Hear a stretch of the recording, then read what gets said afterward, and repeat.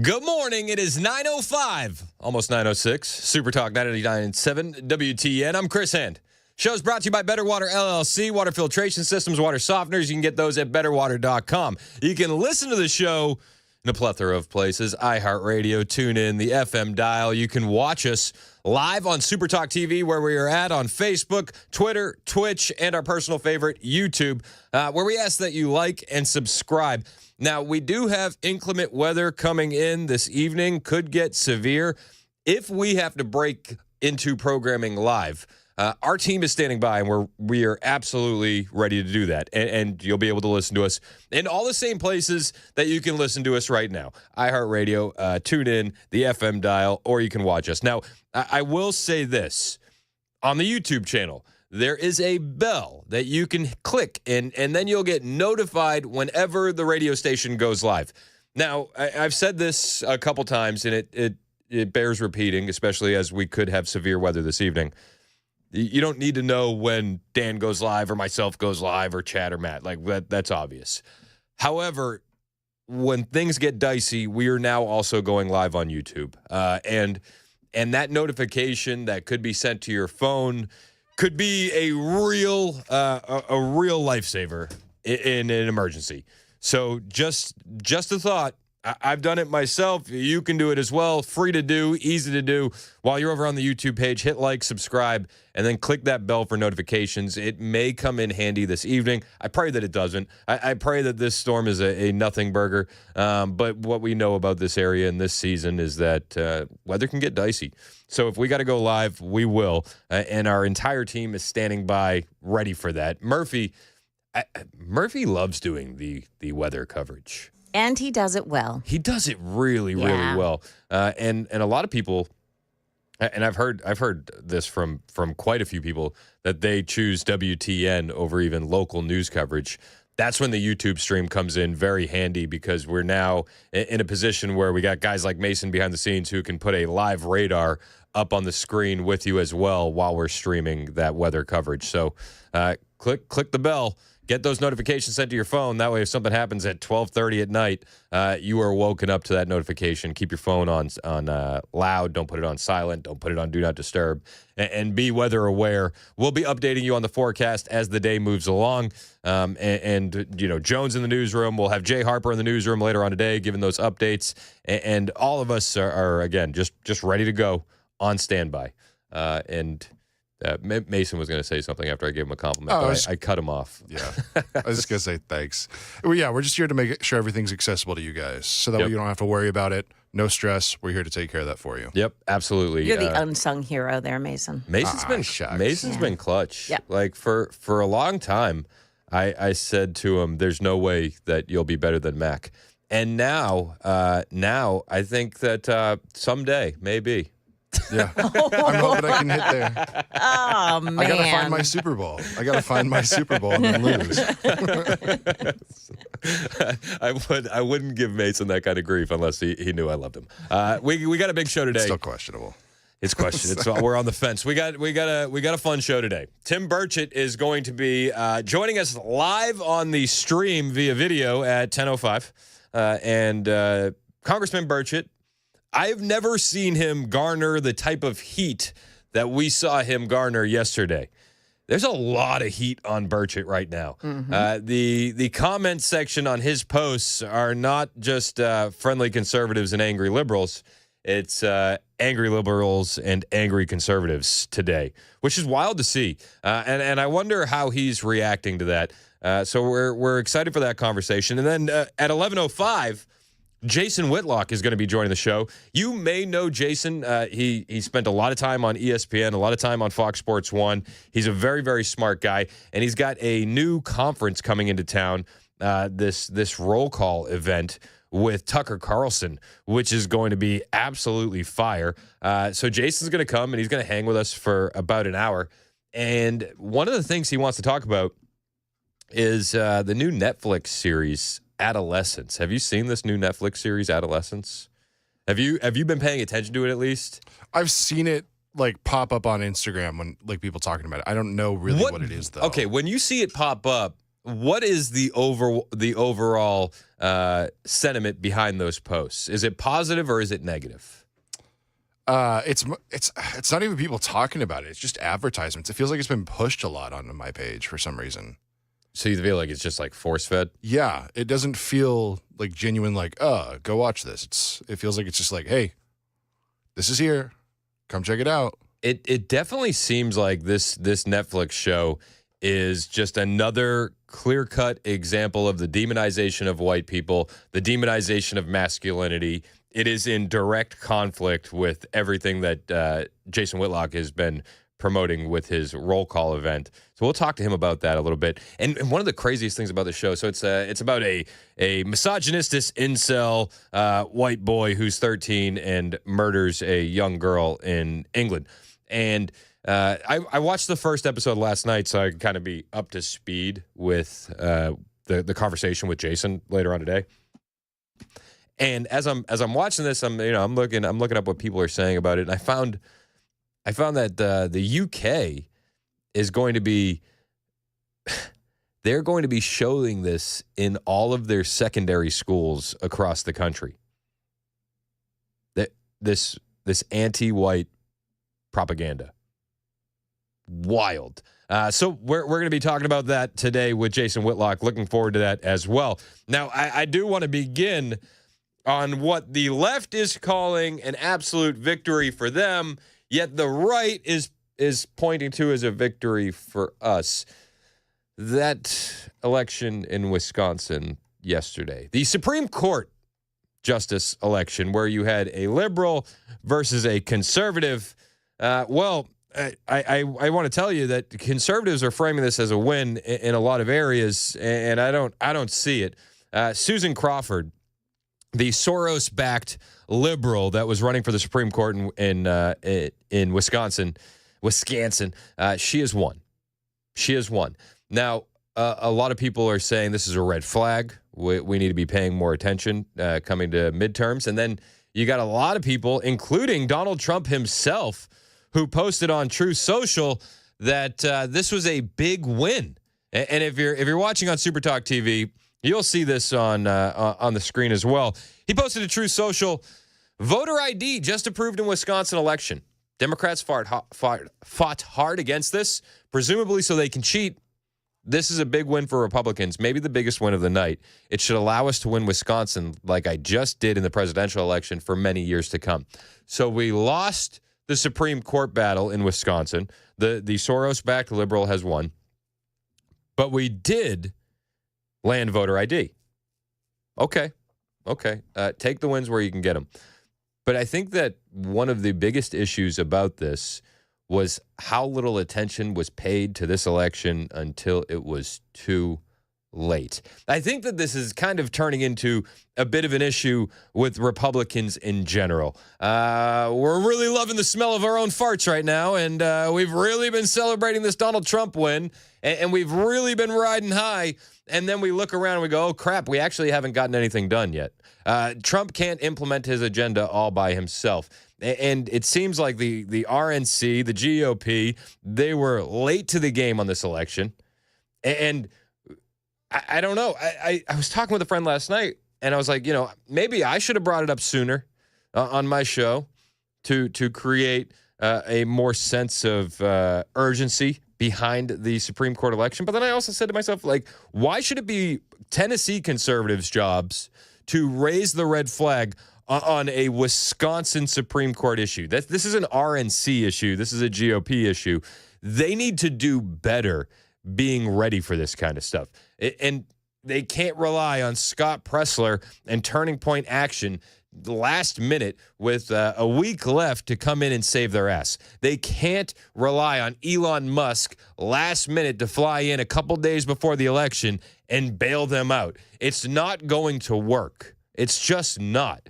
So while it sucks that we lost, I think that we need to learn a lot more in that loss than we could have learned in the victory. And one of the things that we need to learn is get off the bench and get in the game. Can we do that? Can we be a bit more proactive in the Republican Party? I think that we need to be. Is winning voter ID a big deal? Absolutely. One of the things that tells me, though, is that Democrats also support this. This is an issue that we should all be championing and getting behind. You wouldn't have won that unless you had Democrats voting for it also. Plain and simple. Plain and simple. But the RNC, the GOP, where were you guys at? Where were you at? Now, one of the things that people are pointing to as the reason we lost was early voting. Democrats, again, beat the brakes off of Republicans on early voting. I hate early voting. I loathe early voting. That being said, we need to play by the rules of the game. And if the Democrats are winning these elections because of early voter turnout, then we need to do a better job of early voter turnout. It pains me to say it, but play by the rules of the game and beat the Democrats by their own rules. Let's lean in on this kind of stuff. And had we leaned in on it, had we been earlier to the game, we might be having a different discussion today. Yet we weren't, we didn't, and here we are. Sucks, but I think we need to learn from this. Midterms are around the corner. Let's not look and think that we're gaining all this ground and making all these wins when we really haven't done much of anything yet. I think the only thing Congress has passed into law is the Lake and Riley Act. That's it. And what I mean, okay, that's great. What are we doing to advance the Trump agenda? We need to do more.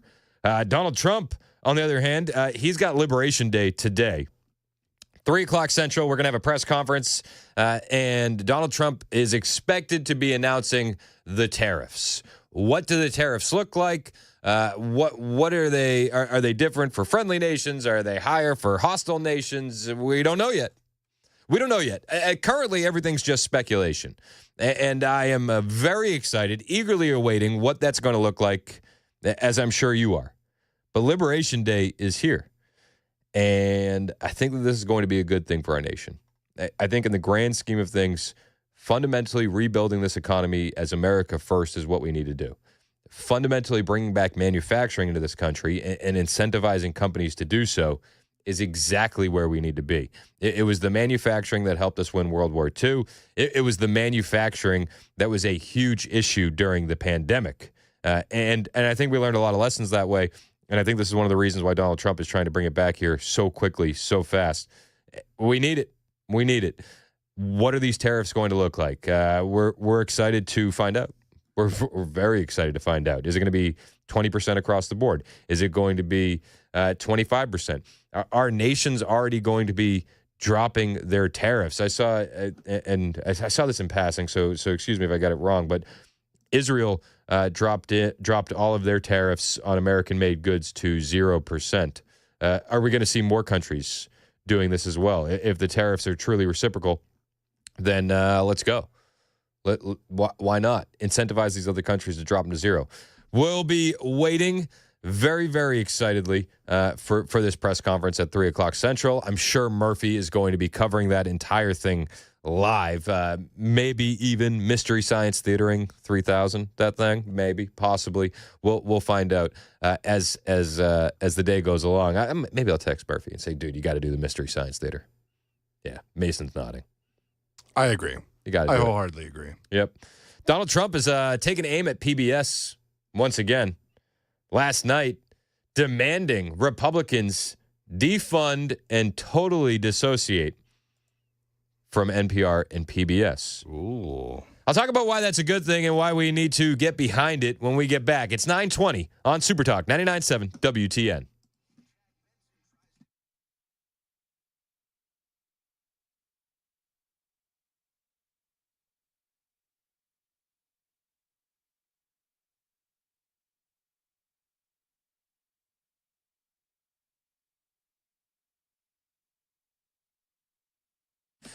Hey, it's Chris Hand for my friends at the Glock store. Love my guys over at the Glock store. Love training at the Glock store. I love shopping at the Glock store. Now, the things that you can get at the Glock store, surprisingly enough, Glocks, Weird. Glocks are the most popular handgun in America. It's not actually a surprise. And they're the most popular because of all the customization that you can do to your Glock.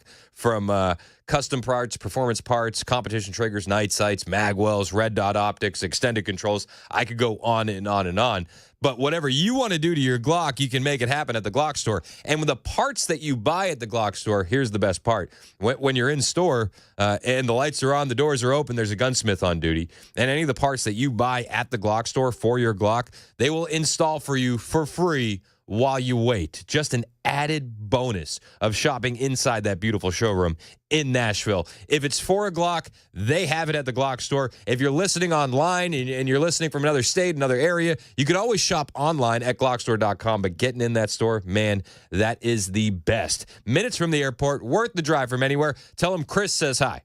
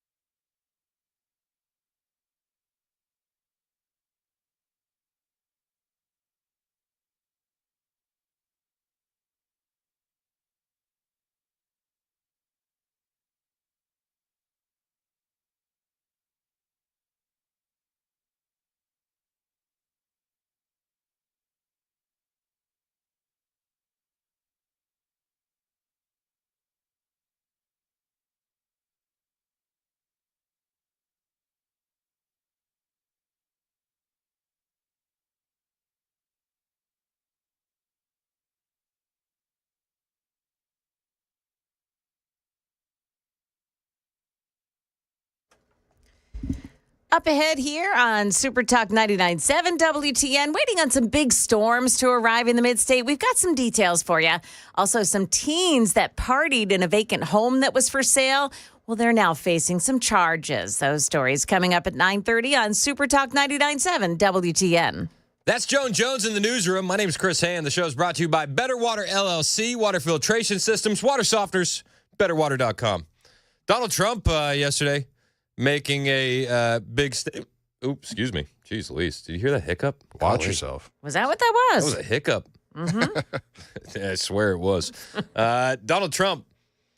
Republicans must defund and totally disassociate themselves from the NPR and PBS, the radical left monsters that so badly hurt our country. Donald Trump making that call yesterday, and I could not agree more.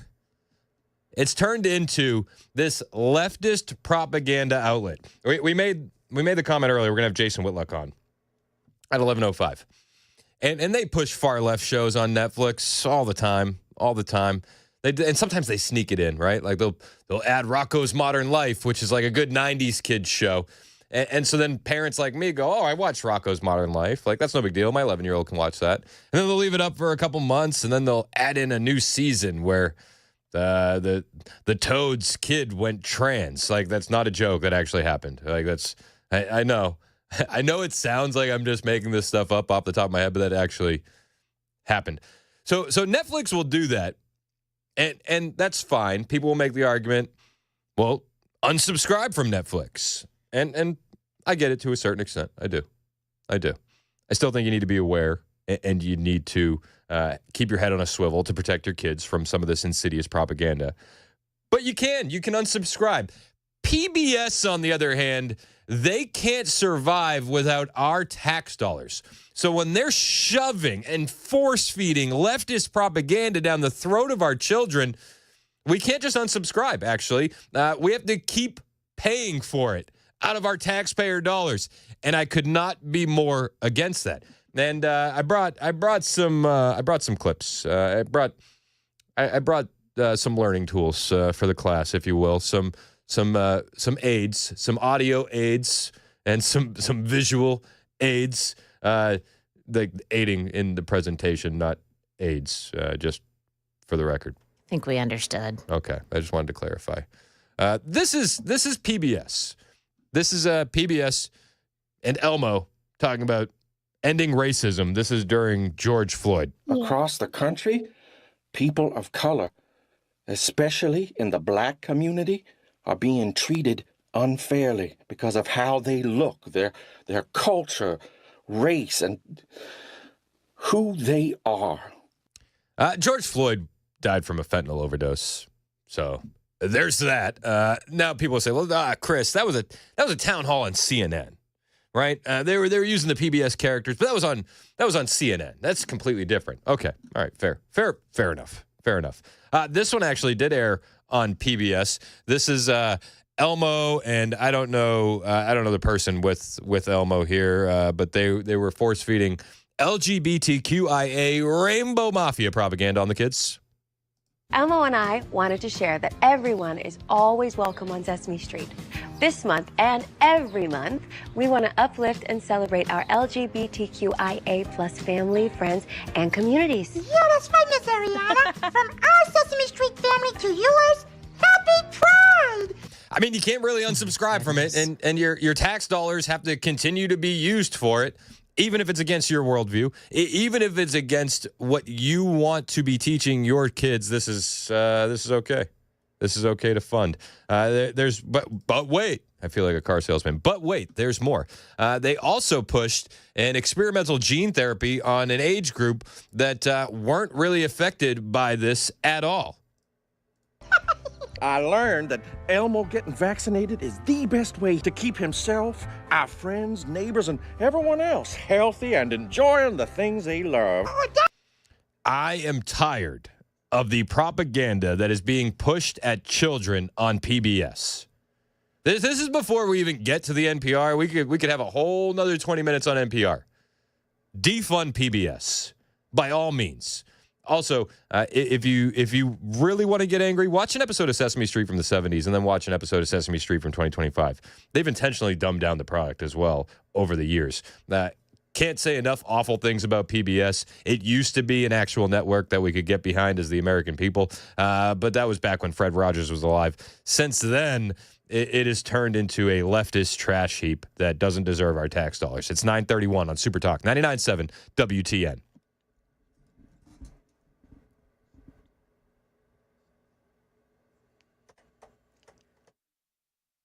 Good morning, 9:30 now. I'm Joan Jones with your top stories. Well, here we go again. An overnight storm may be bringing us severe weather. Stefano DiPietro at Channel 4. Heavier rainfall with flash flooding is going to be one of the highest threats, damaging wind gusts with any thunderstorms. Hail and tornadoes will also, though, be possible as well. Now, the severe weather threat is a 3 out of 5 for us here in Middle Tennessee. To the west of us, it's a ridiculous 5 out of 5. The storm should begin around this area about 8 o'clock tonight. A dozen teens are now facing charges for a big party at a vacant home that was up for sale in East Tennessee. Make that East Nashville. This happened out at Riverside Drive in February. Cell phone video of the party helped police identify the teens, and one more arrest is still expected. Damage to the house, about $16,000. 2 Nashville middle schoolers have been arrested for making threats. One of them is a 14-year-old student at John F. Kennedy Middle School. He reportedly told fellow students he was going to become the next school shooter, and he hinted that he had a list of targets. A 13-year-old at Wright Middle School allegedly told fellow students he planned to bring an AK-47 to school. Actor Val Kilmer has died. His daughter saying that he died with family and friends at his side after a battle with pneumonia. He also had throat cancer. Kilmer continued to act with his voice dubbed over by other actors. His final film appearance would be in the most successful movie of his career, returning to the role of Iceman in Top Gun Maverick. The Navy needs Maverick. Val Kilmer was 65. ABC's Rhiannon Alley. That is the latest news. Weather's up next. I'm Joan Jones, WTN News.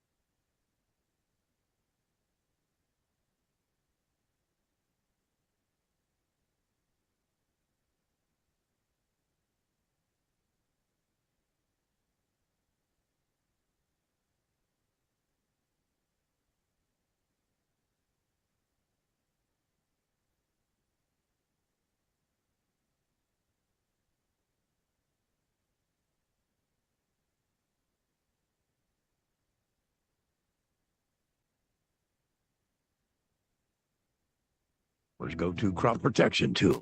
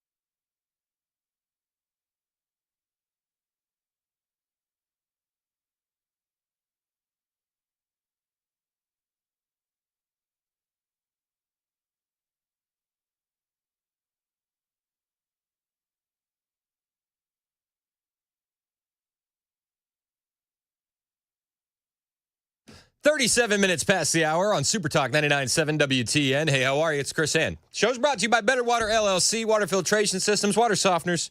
You can get those at betterwater.com. Love those guys. Great sponsor of the show, Patriots. Anybody that's really sponsoring this show, fearless. So we appreciate it. Got a lot of great guests on the way. 10:05, Tim Burchett is going to be joining us live via video on the stream if you're watching us on Super Talk TV, Facebook, Twitter, Twitch, and YouTube. Interested to talk with the congressman. I'll tell you what. I have been with the station now. What? It's almost 2 years. We're coming up on 2 years. It's crazy. Whoa, that's crazy, right? Which has been an absolute blessing. I don't know. I don't want to get off on a tangent and how much my life has been changed by you guys. But it has, full disclosure, and it's been a wild almost 2 years. But in that time, I think that we can all sort of agree that like the favorite around here when it comes to who represents us has been Tim Burchett, right? Like can you think of another Tennessee politician who people have applauded or celebrated more in the last 2 years besides Tim Burchett? Honestly, anybody else? I think he's been like the clear-cut favorite. And I have never seen Tim get the kind of heat that he's receiving right now. And I want to ask him, what's that like? I think you're used to getting heat from the left, and I think that you wear that as a badge of honor. But to get the amount of heat that he's getting from the right now, that's uncharted territory for Tim Burchett, I would imagine. At least nothing that I can recall has gotten close to this at all. A lot of people pissed off at Tim Burchett. We're gonna talk to him about that at 10:05. Then at 11:05, we got Jason Whitlock joining the show. Very excited about that. He's got an awesome event coming to Nashville called Roll Call, and he's talking about the war on masculinity. He's going to have Tucker Carlson joining him. He's going to have Pastor Alan Jackson joining him at this event that is coming up. And he's going to be in studio today to talk about that event and talk about the war on masculinity. And we were texting last night, and he said, how far are you willing to go on your show on certain topics? And I said, I don't really care. Like, whatever you want to do. I don't scare easy. And he goes, well, he said, I love that. He goes, I'd like to talk about the Netflix series I watched today, Adolescence, and how it relates to the war on white men and Christianity. Is that too heavy for you and your audience? I said, not really. Actually, we're fine with that topic. So I'm really looking forward to this conversation with Jason. I think he's a great guy. I met him a couple weekends ago at church, and just pumped. Honestly, I think it's gonna be a very cool conversation. So we got all that on the way. That being said, I don't want to bury the lead. Today's Liberation Day. Do you feel it? It's Liberation Day? Yeah. I'm pumped. Reciprocal tariffs. That's the promise. And it's putting a lot of our enemies and allies on notice that we are not going to be taken advantage of any longer. Oh my God! Okay, it's happening. Everybody stay calm. What's the procedure, everyone? What's the procedure? Stay calm. We're doing our best to stay calm. It's a work in progress. We happen to be fans of liberation on the show. Obviously. With something that we like. I don't know anybody that's anti-liberation. Nobody comes to mind. Maybe Jasmine Crockett, but that's fine. I would expect it. Now, some countries are already making moves. Israel has removed all tariffs on American products. Oh, whoa. Now, you might be asking yourself, similar to what I said to myself, don't we give them billions of dollars in aid every year and help them in any kind of scrap they get into where we always have their back and they're tariffing American products? With friends like these, who needs enemies? Isn't that right? It's not just our enemies that have been taking advantage of us. It's our allies that have been taking advantage of us. And it has absolutely wrecked our manufacturing. Since NAFTA was instituted in the 90s, I mean, we have watched American manufacturing dissipate at levels we never thought would happen, right? Like for my entire life, it feels like companies have been leaving this country. That is until Donald Trump got back in office. And Donald Trump gets back in office and he says, we're going to create a level playing field. And it makes the ears perk up of just about every company in the world who wants access to the American marketplace. And they say, well, maybe we should invest in America. Maybe the move is invest in America. Yeah, you think? Now, that investment is coming, and it's coming fast. We're seeing what was almost $3 trillion in investments so far in the American economy. We're seeing companies like Apple saying that they're going to invest here. We're seeing car manufacturers bringing their plants back from Mexico. We're seeing Japanese companies, Taiwanese companies investing at record pace, record dollar amounts from Saudi Arabian investments, United Arab Emirates investments. Everybody wants to do business in America. And today, being Liberation Day, late last night, we get word that Israel, who we support, billions of dollars in aid, Israel is removing all tariffs on American products.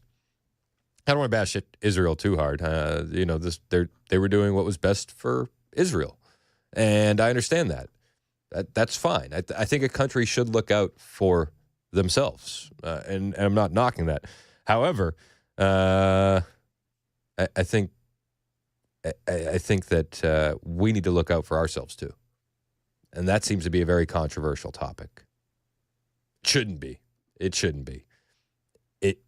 should be baseline. That should be the starting point. It hasn't been for many, many decades.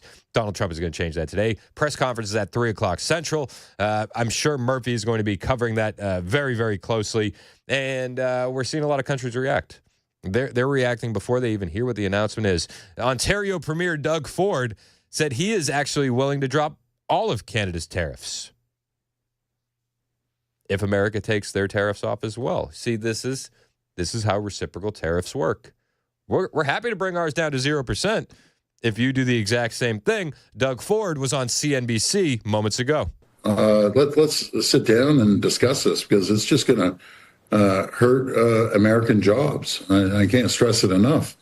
And, again, he believes he's supporting Americans. He said he was going to create jobs, create wealth, reduce inflation. It's worked the total opposite. Inflation. But do you think it's fair that you have tariffs on a whole number of products? That's right. And we'd be willing to take those off tomorrow if he took all the tariffs off. Well, that's how reciprocal tariffs work, sir. That was the plan from the jump. So, yeah, okay, cool, perfect. All right, we're all in agreement then. Everybody's going to take the tariffs off. Is that what we're going to do? And we're going to have free trade with Canada? I'm here for it. That's the entire point of this, leveling the playing field. So we're not, having to pay like a 250% tariff on dairy products in Canada. Like, yeah, let's stop the nonsense.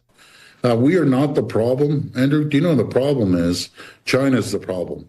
And he's taking a blind eye to China as they continue to build their critical mineral mass. We have all the critical minerals that our great neighbors need. We have the energy that our great neighbors need. I just want to go back for a moment. If, in fact, you're prepared to take your tariffs off, why wouldn't you have that negotiation and that conversation now before any tariffs get put in place? Good question. Well, we've had this conversation for over the last month. We don't want tariffs.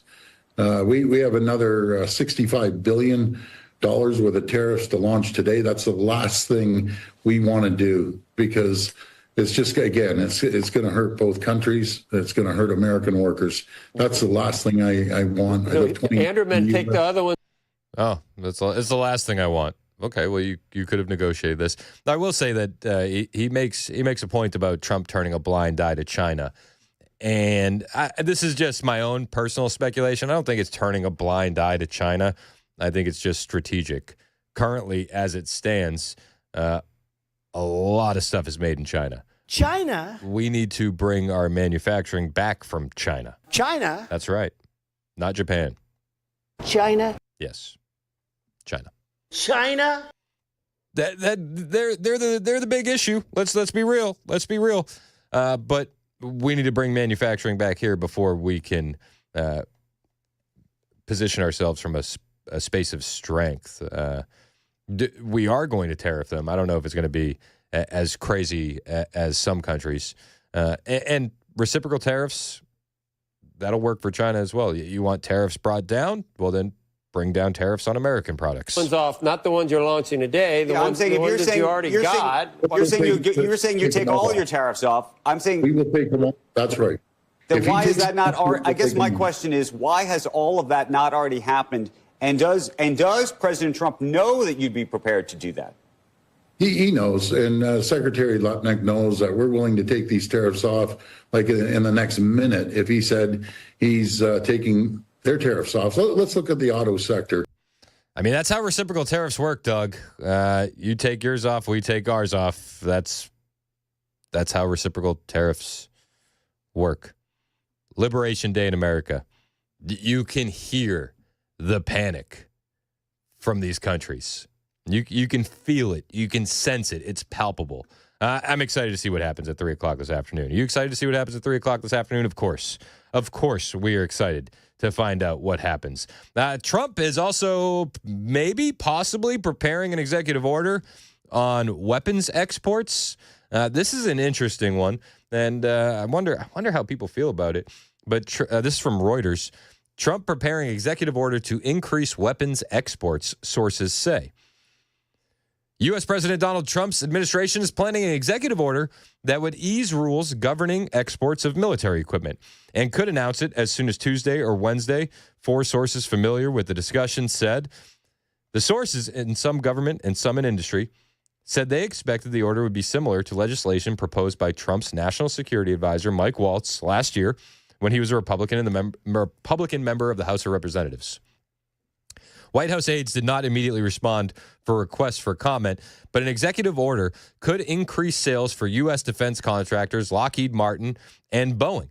If it had become law, the bill backed by Waltz in 2024 would have amended the U.S. Arms Export Control Act to increase the minimum dollar amounts that trigger a congressional review of arms exports to other countries. They would increase to $23 million from $14 million for arms transfers and rise to $83 million from $50 where they're at for the sale of military equipment, upgrades, training, and other services. The thresholds are higher for NATO members, as well as the close U.S. partners of Australia, Israel, Japan, South Korea, and New Zealand. For those transactions, Congress must be notified 15 days in advance of a transfer compared to 30 days for most other countries. During his first term, Trump expressed frustration with members of Congress for delaying foreign arms sales over human rights or other concerns. And in 2019, he infuriated many lawmakers, including some fellow Republicans, by declaring a national emergency because of tensions with Iran. That allowed him to sweep aside a longstanding precedent for congressional review of major weapons sales and complete the sale of over $8 billion worth of weapons to Saudi Arabia, the United Arab Emirates, and Jordan. At the time, members of Congress had been blocking sales of military equipment to Saudi Arabia and the UAE for months. They were angry about the civilian toll from their air campaign in Yemen, as well as human rights abuses such as the murder of Saudi journalist Jamal Khashoggi at a Saudi consulate in Turkey. There's going to be more to this story. Does it sound like Trump is turning a blind eye to the military-industrial complex in order to benefit the U.S. economy? Perhaps. Are you willing to make that trade in order to benefit the the U.S. economy? Possibly. I guess it depends on what we're selling them. But look for this to be coming down the pipe too. Maybe he'll announce something similar to this, or announce something along the lines of this today when he has that press conference in honor of Liberation Day at 3 o'clock. We'll have our eyes on that press conference. Don't forget, Tim Burchett is joining the show at 10:05 via video. You can watch on SuperTalk TV, Facebook, Twitter, Twitch, and YouTube. Hit like, hit subscribe, share with your friends, do all the things. It helps me feed my kids, and they really want to go to summer camp. I said we got to get the likes up. We got to get the likes up. So if you want my kids to go to summer camp, it's really on you at this point. Free to do. Like, subscribe, and more. We'll be back in a moment on SuperTalk 99.7 WTN.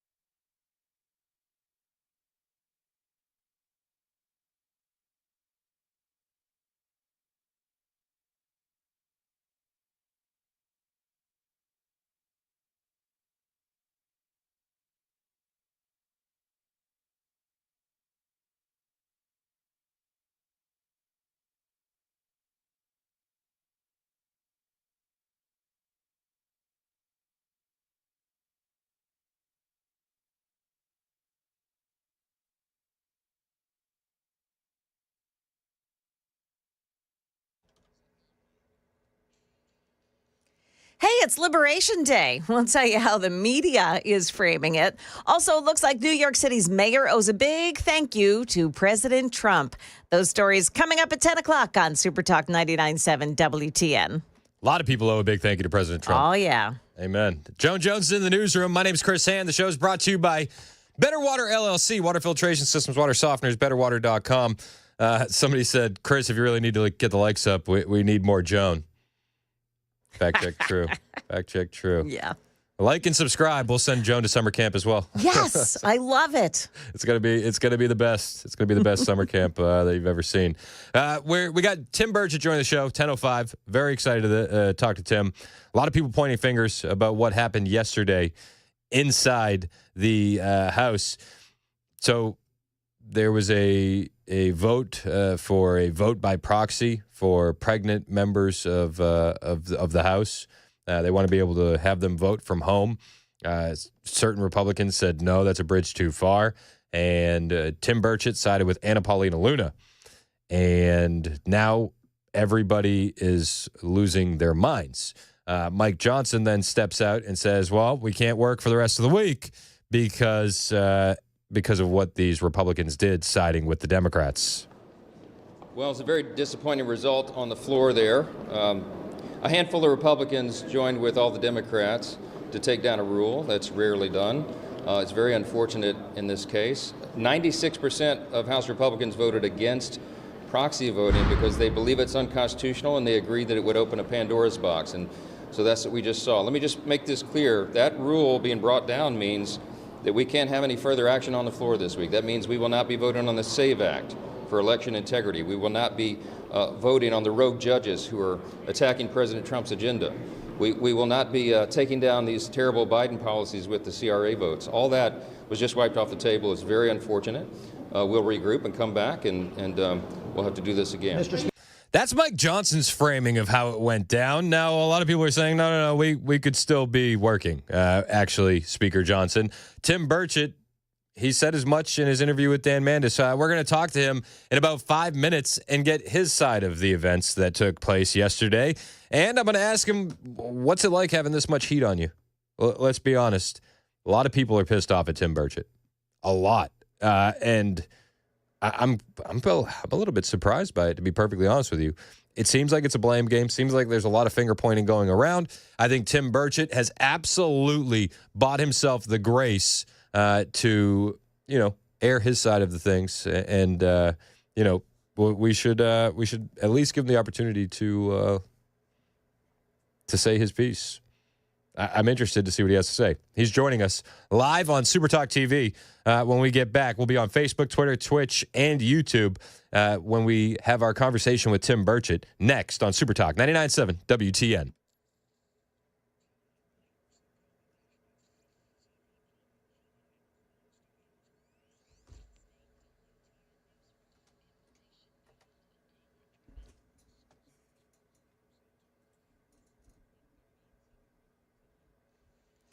Good morning, 10 o'clock now. I'm Joan Jones with your top stories. Make that 10:01. And we have an accident in Glencliff at Thompson Lane and Dobbs Avenue to watch out for. Welcome to what President Trump is calling Liberation Day. He'll announce tariffs that he says will restore fairness to the global trading system and grow the U.S. economy.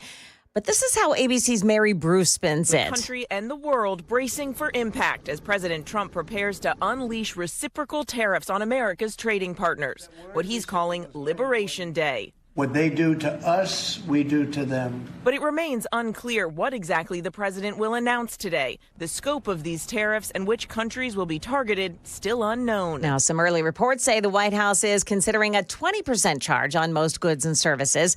But that's dramatically lower than, for instance, India's tariffs on auto imports. They're over 70%. The announcement scheduled for 3 p.m. Central Time in the Rose Garden.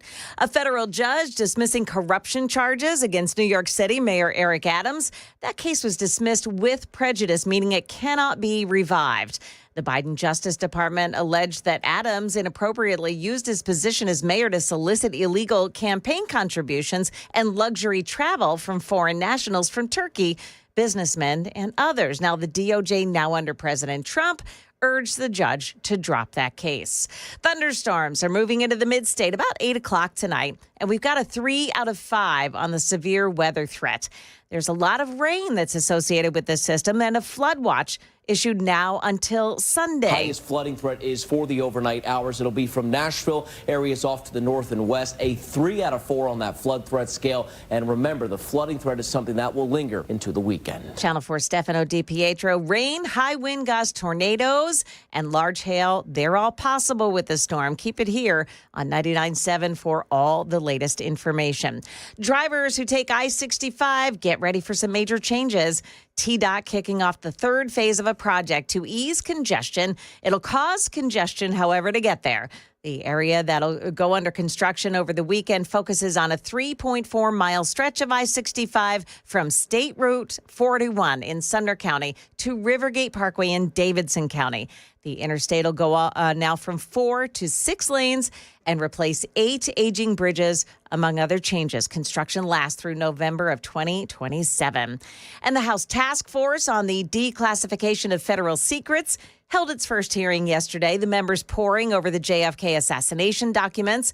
Filmmaker Oliver Stone wants another crack at it. Let us reinvestigate the fingerprints of intelligence all over Lee Harvey Oswald from 1959 to 1960, his violent death in 1963.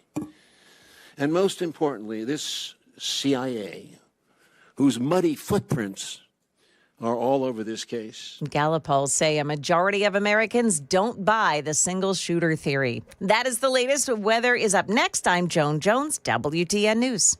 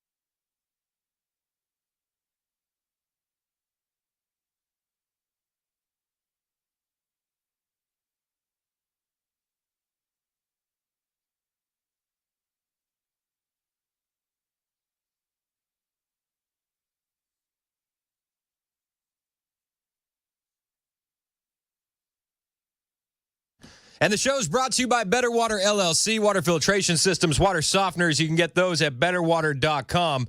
We do appreciate you visiting our sponsors, and we appreciate our next guest joining us live via video, Supertalk TV, Facebook, Twitter, Twitch, and YouTube. Hit like and subscribe. Congressman Tim Burchett joins the show. Congressman Burchett, how are you, sir? I'm good, Chris. Thanks for having me on, brother. I'm usually on the radio. I don't get to see my beautiful shining face, so I guess this is a double take. This is what people are very excited about today. They get to see just how good looking you are. All jokes aside, what happened yesterday from your vantage point? There's a lot of finger pointing going on right now. Many people are blaming Mike Johnson. Many people are blaming you and Anna Paulina Luna. From your perspective, what went down yesterday? I would tell everybody just to remain calm. All those other bills that everybody, I was reading something. Somebody said, now we're not stopping these judges with this bill. And the reality is that anytime any of these bills that were delayed in the House could be immediately taken up in the Senate. They can travel at the same time. We can pass one, they can pass it, or vice versa. What happened was when we first come to Congress every year, we pass the rules. And in the rules, it allows, if you can't get a bill to the floor and you can get 214, I believe it is, members to sign a petition, it's called a discharge petition, then you're allowed to bring your bill to the floor. Republicans have used it in the past. My friend Greg Stubbe, very conservative, former military attorney out of Florida, Republican, very close to President Trump. He used it very successful last year when our leadership wouldn't allow him to bring a bill forward, and he passed it. So what happened was they did the bill with the proxy voting for pregnant women or giving birth, and for whatever reason, I think just to prove a point, I'm not sure, they attached it to all the other bills that were out there. So they forced our hand to do this. Now, you got to realize that all those folks that are pointing the finger saying this is unconstitutional, they have in fact voted by proxy. We had one member who's been just out in the streets screaming about it, voted 34 times by proxy when it was allowed during COVID. And good and dadgum well, a lot of those had nothing to do with proxy. I knew one member was in Dubai vacationing with his bride. I knew I saw where others were voting by they were on Zoom calls, and you could hear seagulls in the background. I remember it was a Democrat, and the Democrat chairman said, "Are those seagulls out here? Are you on a boat?" And sure enough, he was on a boat. I mean, you could hear noises in the background, foghorns and everything. So, but they got to be careful about pointing the finger. They abused it. But this is very specific. This allows for pregnant women. There's only in the history of Congress, only 14 women. Now we have one, Kat Kamek's pregnant. So there are 14 members of Congress who have been pregnant. It's very specific, and I just think we're the party of family, we're the party of life. We ought to encourage it, and this is one exception, and it's very tightly drawn. So, and you got to remember too. A lot of the criticism, though, is that this was tied to other things, and you kind of shut down business for the week. I didn't agree with that move. I thought they should have just left us there. I came home. They told me all my committees were called off.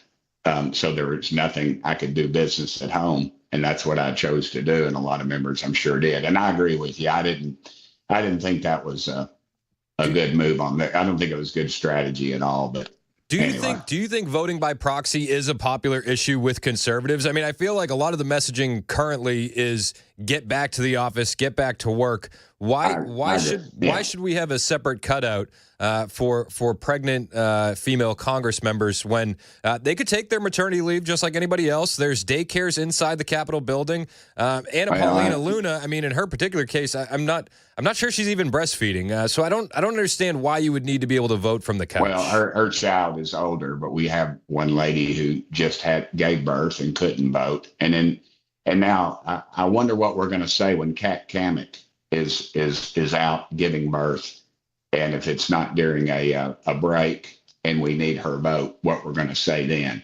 So I just think in the history of this country, listen, let's be honest, all these rules originally were written by old white guys, and that demographic has changed drastically. And I understand everybody's upset about the proxy. I don't like. I guess I'm one of the few members who has never had somebody vote for them. Proxy. I heard the old white guy's line earlier when you were giving that interview with Dan, and I don't know, be honest with you, it rubbed me the wrong way. The old white guys, they wrote a pretty damn good piece of paper called the U.S. Constitution.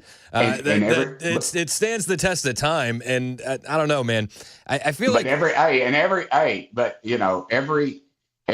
member voted in favor of the rules, and this is in the rules. This is allowed in the rules. So what they did with the rule, they used it to change a rule. So everything that we voted on yesterday was provided in the rules, and Republicans have used it in the past. But the only difference was they used the rule to actually change a rule in Congress. So when they loaded it up with all the other bills. So, I mean, I agree. Look, politically is a bad move for me, but in my heart, I think it's the right thing to do because of pregnant women, and we ought to be able to make that one exception. You got to remember, too, President Trump's daughter is the one who put it in, who lobbied and had us put it in the law for maternity leave for federal employees. Do you think that the anger being directed at you online, which I've never seen you garner this much heat, for the record, and do you think that it's misplaced? Do you think that it's misguided, or do you think that people have the right to be angry with the way you voted? 100%, they have a right to be angry with me. But this is my decision that I've made, and I understand it. But the reality is, it's not in the scheme of things. Next week we'll pass the SAVE Act. We'll probably do something about the judges next week. But you got to realize I have a bill to defund the Taliban. Every week we send them $40 million. I have a document from the State Department that says we've given them $5 billion through NGOs and the UN. There's a little plan they follow. But this is an official document, and that's a bill I can't even get on the floor. And you remember last week they said they were, go ahead. But why is it that you can't get that stuff on the floor? When I was reading this story originally, I think one of the reasons why conservatives are so angry with the nine of you is that we've been floating on cloud nine since the inauguration of Donald Trump, the election of Donald Trump, and we really haven't gotten anything done. We have the House, we have the Senate, we have Doge doing Doge things, but like tangible victories aren't really mounting. And I'm the one that's been railing on leadership because of that. If you look at my tweets, look at my posts, look at my videos, I'm the one that has consistently been on them about that. And I spoke to the speaker about it last week. And I spoke to Marjorie Taylor Greene about it yesterday, how we have not fulfilled that. And Congress has got to realize we've got a 3-person majority. We're one flu season away from losing that majority, literally. But President Trump's majority was extensive. And the reason his was because he talked about these cuts. And we in Congress have not done that.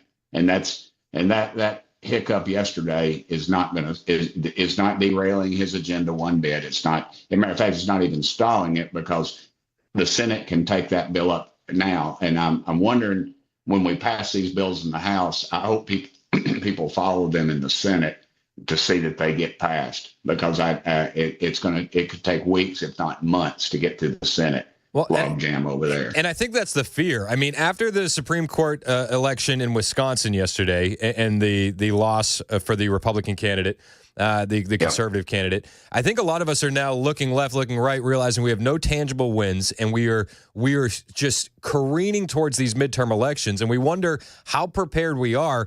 And if we don't get anything done soon, are we going to get anything done tangible during this Trump administration? I think we will. I think we're going to wake up. But as I told the president a couple of weeks ago, I said, I think you've got 100 to 150 days to get this done, because, this big, beautiful bill that they're talking about right now, I think you better pay close attention to that. I know people want the Trump agenda funded in that, but there's other things in there that are going to be in there that should not be in there. And I think we're $36 trillion in debt. That in China are our biggest enemy. And we've got to address that at some point, because if we don't, I think we need to push the White House towards that more and more, because it's what I'm afraid is all these great cuts that we're making through DOGE, we will just turn right around and give that money to the Pentagon, as I call them, the war pimps at the Pentagon. So, I hear people's anger, but the reality is we need to get on with it. Yeah, I mean, well, I think that's what the American people want, and there are people angry at you. I know you pay attention to social media. There were people last week saying, you're rubbing elbows with Jasmine Crockett too much, and this week they say that you're slowing down the Trump agenda. Yeah. I walk down the hall with her. I'm going to be friendly with every member of Congress. I don't see check my voting record. I would dare say that my voting record is in every conservative side. I'm probably in the top 10% of Congress. So I can still be friendly with these folks. I don't think we win anything by being ugly or mean to people in the hallways. I'll continue to do that. And that's fair. Do you think we need a leadership change in the House? No, I don't. I think we need people to turn out in the polls. Even after the events of yesterday with Mike Johnson essentially throwing you guys under the bus, shutting down work. Yeah, would that have changed with anybody else? I don't think it would have. I think it'd have been just because that's the way it's set up to do. They're set up to punish, and there's not much reward when you do the right thing. So I think that it's, that's just the system. And what LBJ say, if you want a friend in Washington, get yourself a dog, because there's no friends up there. I used to watch those guys when I was in Nashville. They would leave the legislature or get beat, and they would come back, and they were wondering why the lobbyists weren't taking them to Jimmy Kelly's or the Longhorn Steakhouse anymore. And, because they don't need them.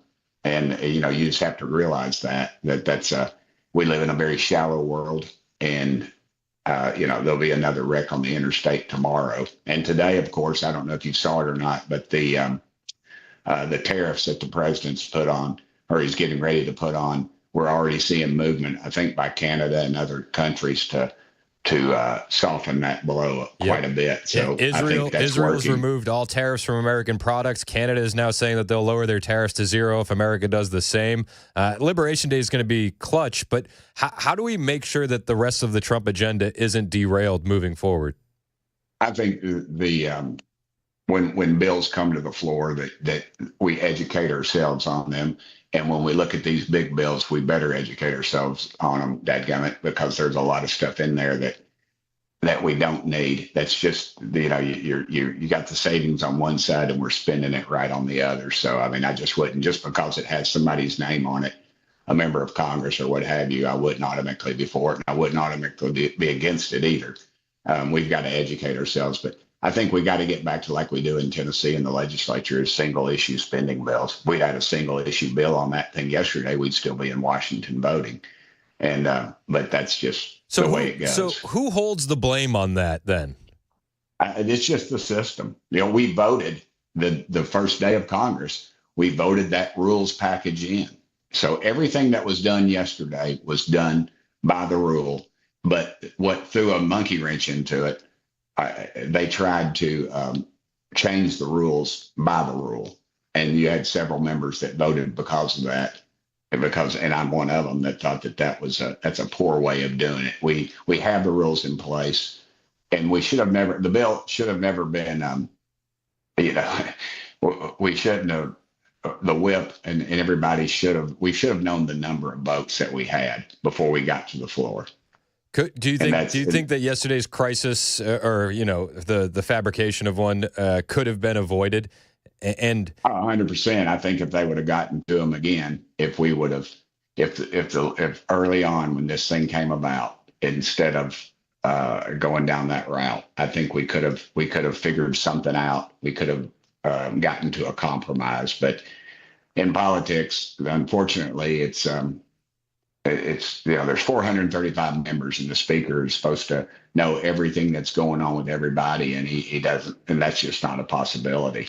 And and we rule a little different than the Democrats do. So, I think that ultimately, I don't know if we'll learn a lesson from it or not, but I would say in a week or so, this will be just distant memory.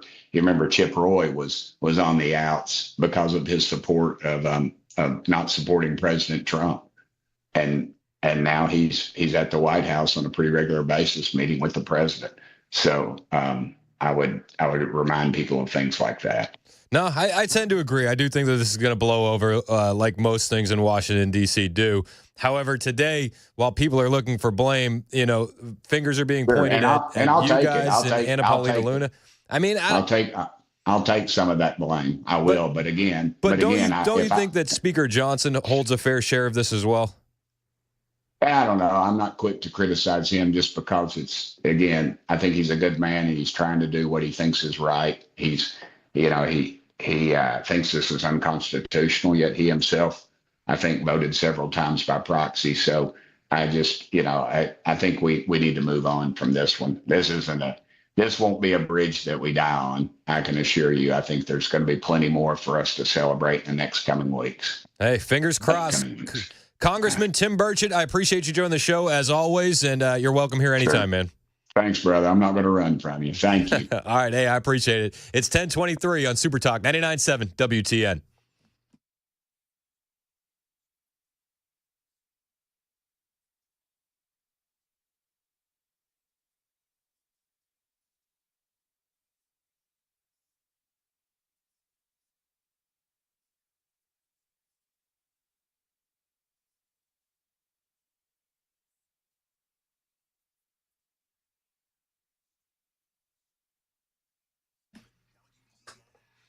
Hey, what's up? It's Chris Hand, and I have a life-changing deal for you. The Wellness Institute of Nashville has my seal of approval on this one. It is a deal that's going to save you a lot of money. In honor of our 47th president, they're offering 47% off non-surgical spinal decompression. It's the big 47 deal of 2025, and if you are tired of the pain in your life, the back pain, the neck pain, the sciatica, the tingling in your arms or legs, now's the time to act. No more sleepless nights. Those are going to go the way of the past. Just real relief without surgery and without medication. Dr. Mitchell and Dr. Ashley are the best in the business using cutting-edge technology to heal your spine and joints naturally. Call them today. Take advantage of this Big 47 deal, 615-246-5009. That's the number to call to book your consultation. Exam, x-rays included if needed. Or you can even bring your own MRI to the table. Start your day off by fixing this pain immediately. Call Dr. Mitchell. Call Dr. Ashley. 615-246-5009. That's 615-246-5009. Painisbad.com.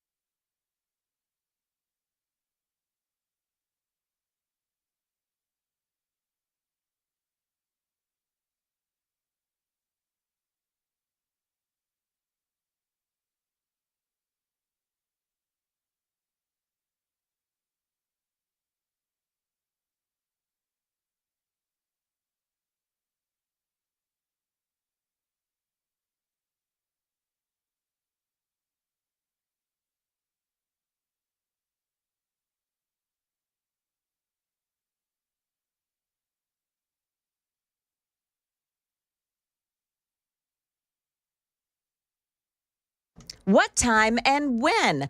We'll detail what to expect from our storms that are coming tonight. Also, I know you're going to love this, Chris. How to dress like Dolly Parton. Got that and more. How'd you know? Oh, you like it? I love it. I knew it. Knew that about you. I have some ideas. I don't know if I would necessarily implement said ideas. But I feel like I could get it going. Yeah. Oh, you definitely could do sequence. I can see it now. Just saying Halloween's going to be interesting this year. Yeah. That's all I'm saying. Yep. All right, so that and more coming up here at 10:30 on Super Talk 99.7 WTN. That's Joan Jones in the newsroom. My name's Chris Hand. The show's brought to you by Better Water LLC, water filtration systems, water softeners, betterwater.com. Fun fact, at the Hand household, we know a thing or two about dressing like Dolly Parton. Oh, yeah? Yeah, Kennedy's done multiple talent shows singing nice. Dolly Parton songs. Nice. And she gets all dolled up to the nines. Hairspray and everything. Yep. She does the whole thing. She's done 9 to 5. Nice. I encourage her to do Jolene, and then my wife says that's not probably the best song for the school talent show. Yeah. But I think it's a banger. It's such a good song, man. It's such a good one. Did you hear Murphy yesterday? No. He's gung-ho, taking full credit that they may rename the airport after Dolly Parton. I'd be for it. One of my favorite things is with Murphy, and if I say his name again, I'll probably get a text or a phone call. He's all about the conservatism. Oh, we can't rename it Trump; it's too expensive. And then they go, well, what about Dolly Parton? He goes, no price is too large. At least that's what I gathered from it. That's what I gathered from it yesterday. He's got his priorities straight, I guess. Yeah, shout out to Murphy. All right, so what do you guys think about Tim Burchett's answer on that interview? Do you have a comment? 615-737-9986. I'll take some of your calls next. Plus, we'll talk about a few more things before Jason Whitlock gets in studio. Jason Whitlock's going to be in at 11:05. We got a wild conversation that we're going to have with Jason. He's got this fearless roll call event coming to Nashville with Tucker Carlson. We're going to talk about that. We're going to talk about the Adolescence Netflix show and more. When we get back, I'll take some of your phone calls if you guys are interested in commenting on Tim Burchett and what happened yesterday. Also, I have a story about a Georgia dad. A Georgia dad. He got arrested. He left quite a few kids at a McDonald's while he went on a job interview. The kids were aged 10, 6, and 1. It's a wild story. We'll break it down when we get back. It's 10:30 on Super Talk 99.7 WTN.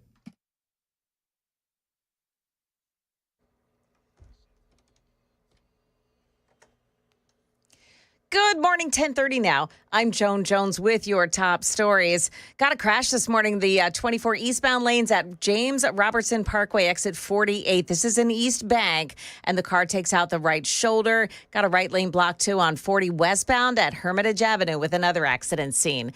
Watch it tonight after 8 o'clock. We're going to welcome another round of nighttime thunderstorms, complete with high winds, perhaps some hail, lots of rain all the way through the weekend. Watch is in effect starting today all the way through our day on Sunday. That's how much rain we're going to get through this period of time. Now, for places like Hopkinsville, Clarksville, Waverly, Murray, and Paris, between 8 and 10 inches is expected to fall. Wow. In all areas, though, there's a chance that these storms could spin off a tornado. Keep it here on 99.7 WTN. We'll get you all the latest information. The Supreme Court is hearing a case on abortion today. The question, whether South Carolina can prevent Medicaid funds from going to Planned Parenthood. John Bursch from Alliance Defending Freedom is arguing the case on behalf of South Carolina taxpayers. South Carolina taxpayers, their dollars are being used to fund an organization which is lobbying against the thing that they want, as enacted by their elected representatives.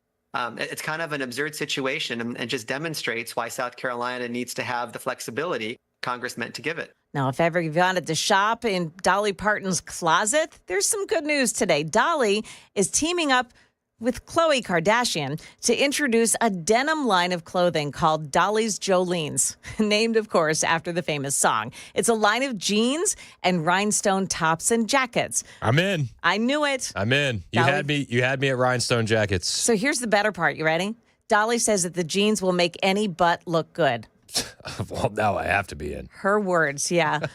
You can buy them online at Good American stores. If you're, okay, now, present company excluded, okay? Mm-hmm.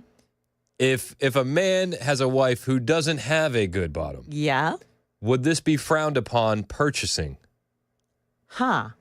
No, I don't think so. You don't think so? No, because it's Dolly, and you're buying a Dolly product. So you would leave out the implications. Yeah. All right, good to know. Except in your case, I think Virginia should know. All right, well, Virginia is just fine, trust me.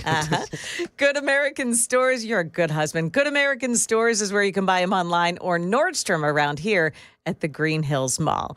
That is the latest news. Weather is up next. I'm Joan Jones, WTN News.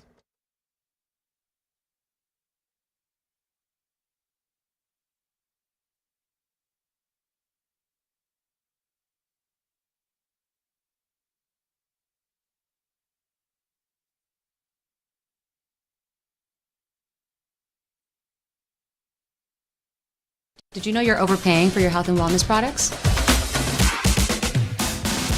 With over 20 company-owned brands offering its members vitamins, supplements, wellness, and skincare products, you're able to save up to 70% off retail. Members Nutrition can't change your life, but we can change the way you live.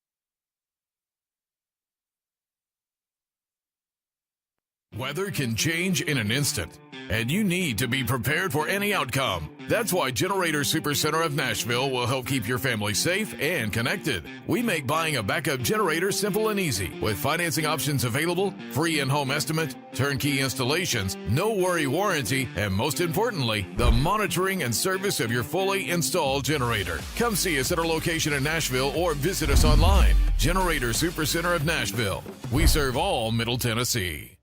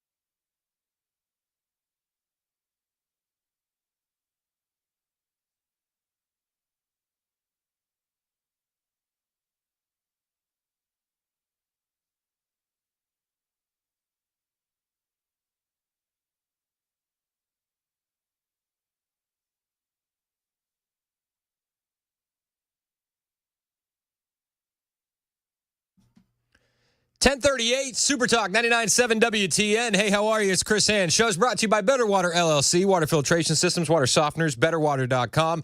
Interested in getting your reaction on Tim Burchett's explanation of yesterday's events? 615-737-9986. Real quick, though, shout out to Mason for making that video interview happen on the YouTube stream. If you missed it or you want to watch it again, I think it adds a different element. Because when you press them on a question, you're not just on the phone. So it's like you can kind of see if they're, their body language. You can read the facial expressions a little bit differently. You can see if they're actually pretending to laugh at our jokes or not. Fair. It's genuine. Fair. No, so shout out to Mason for doing that. Shout out to Tim Burchett for coming on. A lot of people are pissed off at him. And I was going through the YouTube chat after the fact and the text line after the interview. And golly, very upset. Very upset. Some people are saying you're going to be spending a lot more time on your farm very, very soon. I was like, I was a bit surprised by that. A lot of people commenting Tim could care less what people think. I do think that Burchett is right to a certain extent on his take of, in a couple weeks, nobody's going to be talking about this. I think that's the reality of the situation. Adam in Columbia has a comment on Tim Burchett. What's up, Adam? Yo, Adam. 2 comments. Can you hear me? Yes, sir. Yes, sir. Go for it. All right. 2 comments. So, one, I think Representative Burchett hit the nail on the head with one comment that he made. All bills need to be single subject. We've got to quit hiding stuff and the good stuff that we want and letting it slip through. Whether or not you believe or don't believe the way that he does concerning this issue, it doesn't matter. We shouldn't have been voting on this matter along with these other things that are in the bill. So, first point. Second point, and I'm a guy, but I've pretty much figured out that if you're a woman, pregnancy doesn't just happen. It's caused by something. And going into we're going to have to fact check that, Adam. I don't know. I think it. Well, I've got anecdotal evidence, Chris. All right, fair enough. But bottom line, what I'm getting at is you're signing up to be a representative. You know what the responsibilities are for this job, and you get pregnant. You're going to have to deal with those consequences. I'm with you there. Whether there's a proxy vote or not, but I mean that's the base of this. We can't keep changing policies to suit the few. It's like Ronald Reagan said, you can't punish society for the ills of a few. It's the same principle here. So, hey, I hear you, Adam, and I appreciate the call, man. Let's go to Eric in Morristown. He has a thought on Tim Burchett. What's up, Eric? Hey, man, you are crushing it again this morning, dude. Awesome. Awesome thank you. I job, appreciate man. it. Hey, Tim Burchett, I'm going to say a lot of this concern that alleged conservatives are voicing against the representative and Representative Luna is BS, okay? There has been a long-time issue within the GOP to get rid of anyone and everyone that's MAGA or who is not part of the establishment. And I support Tim Burchett 110%. I wish he was my GOP representative at the federal level. Now, with Luna, okay, she put forth this rules change and this, that, and the other, right? I can't say I necessarily agree with it. I don't wholeheartedly disagree with it, but that's a whole separate issue that people are arguing. That's a red herring, in my opinion, and here's why. I lived in Florida, Congressional District 13, the district that she represents now, for 18 years before moving to Florida, okay? I can say I'm fairly knowledgeable of what went on with the Pinellas County, Florida GOP. Okay, when she was running, she was the Antichrist. She was this, that, and the other. She dances, topless in the woods at night with candles. She's part of a coven. Yep. This, that, and the other. Okay, she wins. She beat out establishment GOP candidates by almost a margin of 2-1 in the election. Okay, I just happened to move up here prior to that election. But here's the thing. The Florida GOP, the Congressional District 13, they were wanting to run. There was a Facebook page, Anybody But Luna, and all these alleged self-proclaimed Republicans, and we love, red, white, and blue, yada, yada, yada. They were willing to run a Democrat who had worked in the Pentagon under Leon Panetta because the the Democrat knew how to do business in D.C. Now, what does that tell you? That somebody's going to go along to get along, and the district that she ran in went from being purple to being red because of her, not because of this. Now, she has allies in Tim Burchett. She, I guess, just left the Freedom Caucus up there. Yep. They are looking for anyone and everyone to get rid of the establishment GOP because midterms are coming up. So you think that a lot of this is not as organic as people are making it? 100%. That it's manufactured. 85% of it's manufactured. 10% of it is people that watch Fox News. There's another thing regarding what Burchett and Luna have been doing. They've been getting hit on the mainstream news, Fox News in particular. And Luna's been particularly hard on AG Pam Bondi, going, Whiskey Tango is this, that, or the other information. Yep. Okay. Are you tracking on this? Well, I think that a lot of the anger, especially, the majority of the organic anger that I'm seeing, and I feel like I've a pretty good I can decipher faux outrage from real outrage, but I think that a lot of the organic outrage isn't really just about this one thing that happened yesterday.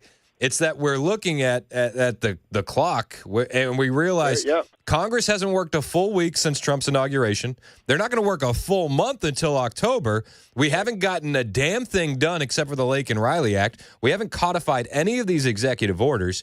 And it just seems like this is kind of at least with the organic outrage that I'm seeing.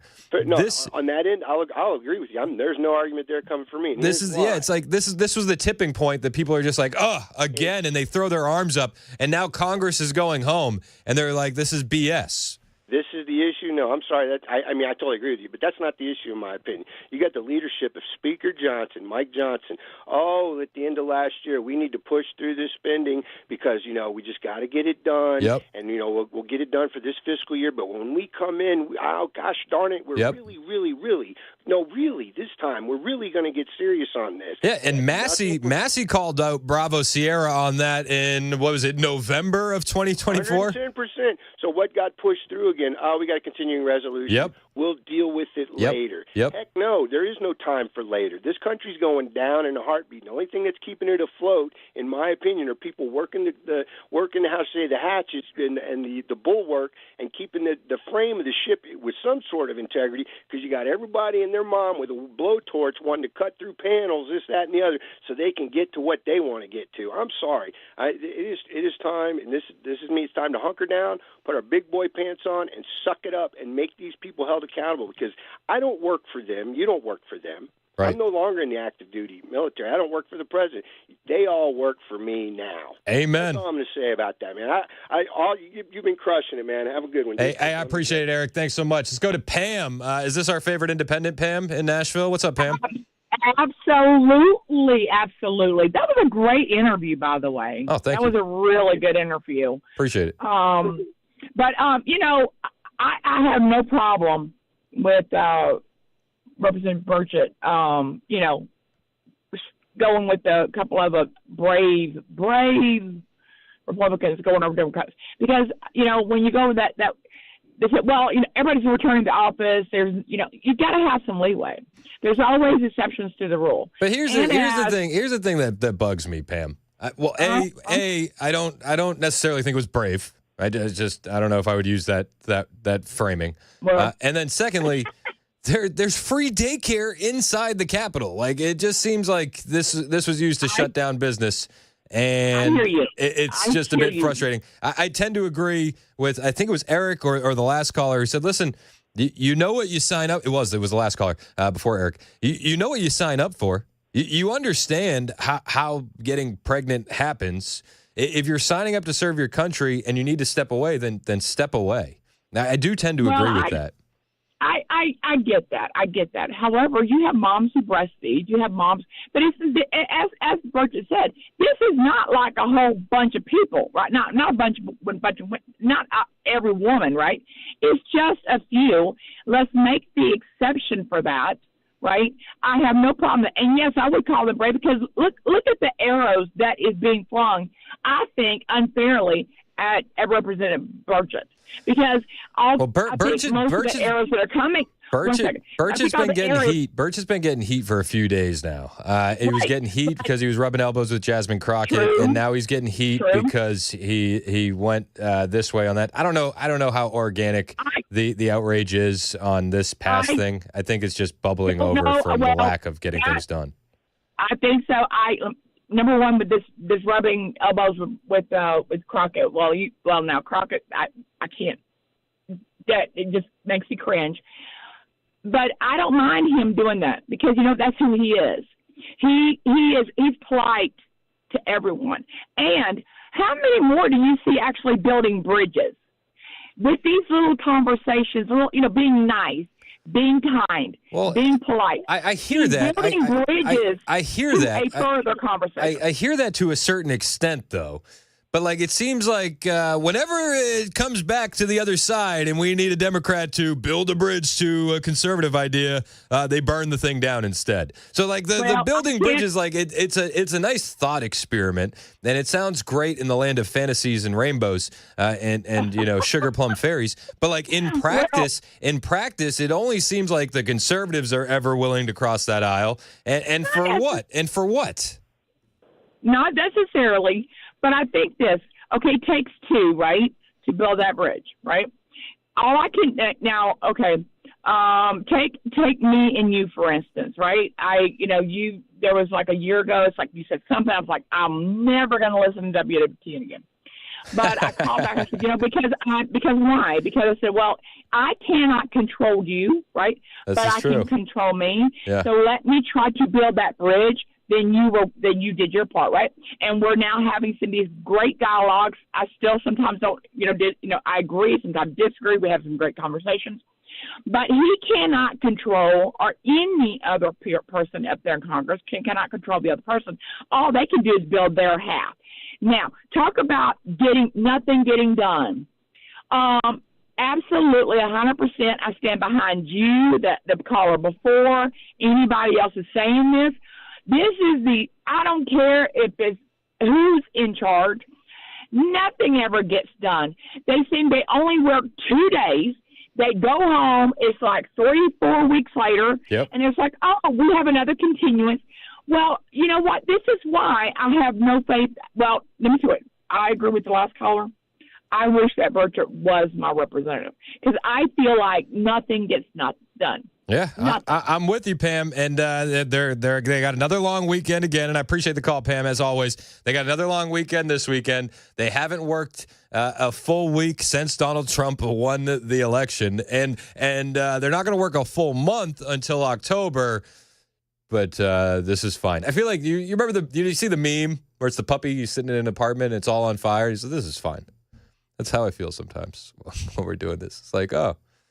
We won. We'll put the fire out eventually. It's 10:51 on Super Talk 99.7 WTN.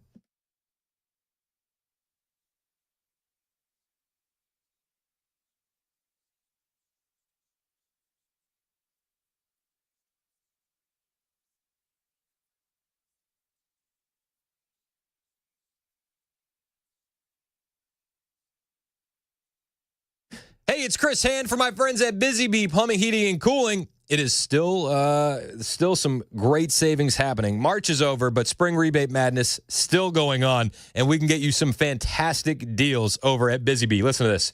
A mini split 17 SEER or heat pump 17 SEER, you get an $800 rebate. A heat pump 15 or 16 SEER, $500 rebate.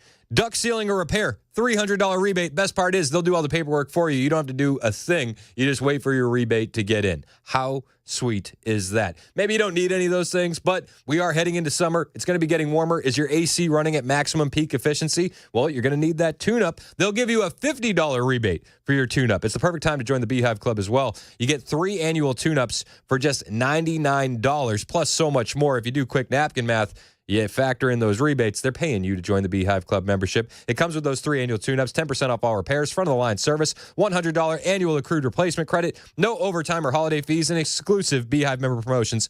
Call Busy Bee today, 615-775-7833. That's 615-775-7833. Online, busybeehvac.com.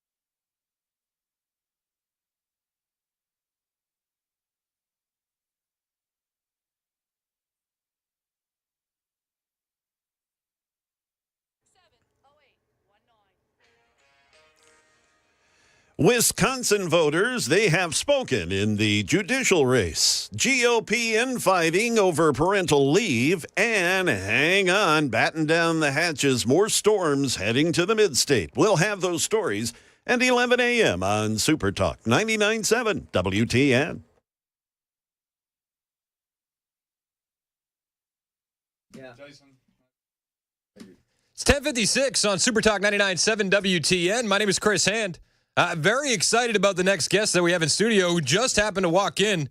One Jason Whitlock is here, and I'm pumped, man. I've been a fan of yours for quite a long time. Chris, thank you for having me. I appreciate the warm welcome. I appreciate you lending me your platform to talk about some interesting things going on in the world. Man, I'm pumped. I'm pumped for your perspective. I think that you've been a big voice for many, many years.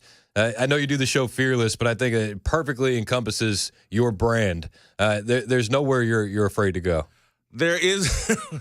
I do love the Fearless name. It says it all. I think the Bible instructs us like 365 times, do not fear. Yes. And fear is what has led to a lot of the problems we have in America. And fear is why a lot of men are afraid to stand up. They're afraid of the consequences. And not tapped into what the benefits are of, defending a biblical worldview, defending male leadership, defending the patriarchy. We're afraid of, getting canceled, and we got to move past that. Yeah, and it's happened to me in my personal life. My wife worked for a record company, and for many years, it was like, okay, what am I allowed to say online? I don't want to lose this income source, and I feel like a lot of people deal with that. But at a certain point, you got to pray on it and take the gloves off. You do. And, part of the reason, I'm going to let you introduce it, or maybe I'm going to introduce, but part of the reason I do roll call every year, my men's summit, is just trying to encourage men that if we continue to remain silent, if we continue to bite our tongue, we're going to continue to lose ground. And the consequences of that, the absence of male leadership, the absence of a biblical worldview, is our children get endangered. They're not safe at school. They're being taught the wrong things in school. They're being sexualized at a younger and younger age because we're sitting around silent trying to be tolerant, rather than obedient. And for those of us that are believers that have accepted Jesus Christ as our Lord and Savior, we have to fear God more than we fear the world. Amen. And that event is coming up May 2nd, May 3rd in Nashville. Roll Call 3.0. You got a heck of a lineup that you're putting together. Yeah, I'm really excited about the entire weekend, but obviously when you can get Tucker Carlson to come in and support your event on Friday, May 2nd, I'm really excited about that. I'm excited about the whole thing because it's going to be an amazing weekend. But to have Tucker lend his credibility, his voice, and engage in a conversation with me on Friday. We're going to be at 3rd and Lindsley. Randy Houser is going to perform. If you like country music, if you want to laugh, Steve Byrne is going to a stand-up comedian who's very talented. He's based here in Nashville, but he has a nationwide following. He's going to open us up. But the conversation Tucker and I are going to have, I think is going to be provocative, important, and something that any man or woman would want to participate in, witness. And, Chris, I'm just going to, go right at it. I think part of my calling for this year and just for my reason to move here in 2020, in August of 2020, and to start the Fearless show and movement and then roll call is, look, as a believer, I have to be consistent. And so if I was someone that was bothered by anti-black racism, I have to be equally bothered by the anti-white racism that is pervasive throughout American culture. And there are consequences. Really, we're all being damaged by this agenda that really is targeted at the white man, which is really masking their true target. They're after Christianity. They're after Jesus Christ. They want to remove that. And then they want to uproot the Constitution, which was based upon Christianity and a biblical worldview, the concepts and principles that were installed in the Constitution, the Bill of Rights, and the Declaration of Independence. They were all infused by Christianity and the Bible. And so part of the argument that they're making is, hey, the white man's evil, and he's always been evil, and we must uproot anything that he invented in order to make this country equitable and just and all this other stuff. And so it's like, hey, we got to throw out the Constitution because white guys wrote it and they're evil. Yeah, I like the Constitution. I just had a conversation with a congressman who he dropped the old rich white men line. I'm like, that sounds like the left. We're going to talk about this a little bit more with Jason Whitlock when we get back in after the news right here on Super Talk 99.7 WTN. Yeah, Tim Burchett. He's like, oh, the rules were made by old rich white men. I said, you sound like the left when you're saying that. He's a Republican?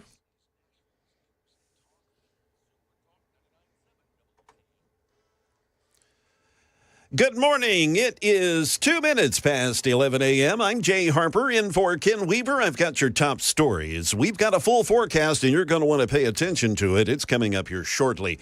Wisconsin voters have spoken, and Democratic-backed Judge Susan Crawford, she'll take a seat on the state Supreme Court.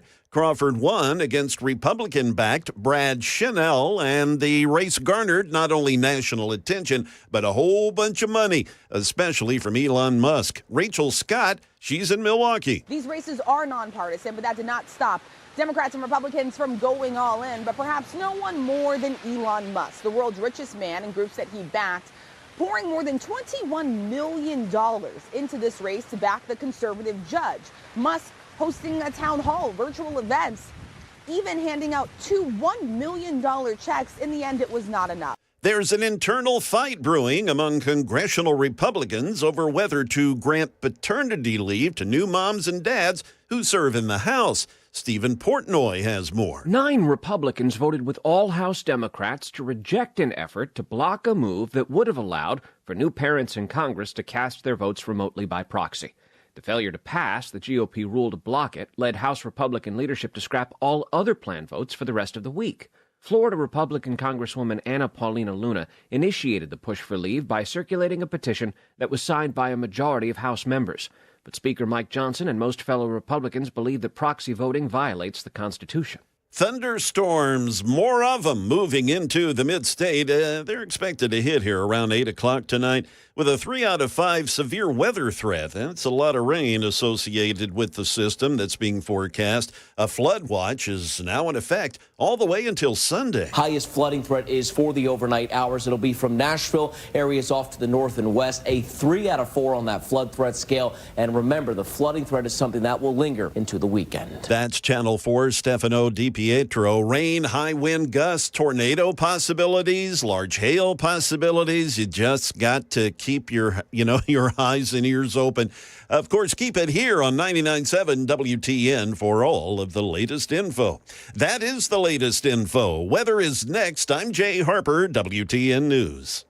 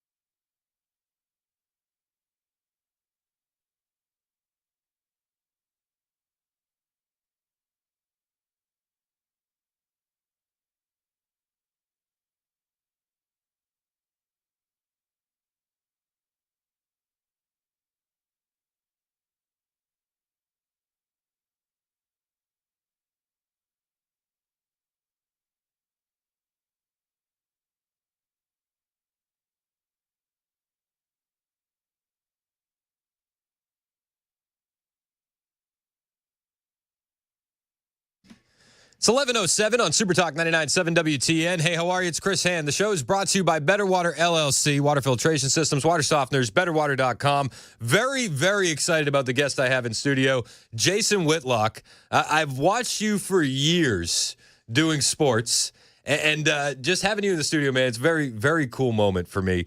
You have an event coming up, Roll Call 3.0. Faith, Fellowship, Fearless Conversation. You're going to be doing it 2 nights in Nashville, May 2nd and May 3rd. And you're going to have some pretty big names with you at this event. Yeah, Friday night at 3rd and Lindsley. And by the way, you can get tickets at fearlessrollcall.com, fearlessrollcall.com. But Friday night at 3rd and Lindsley, it'll be Steve Byrne, the comedian. He'll do a stand-up. Randy Houser will do about an hour of music. You guys, I'm sure, know Randy Houser. He's awesome.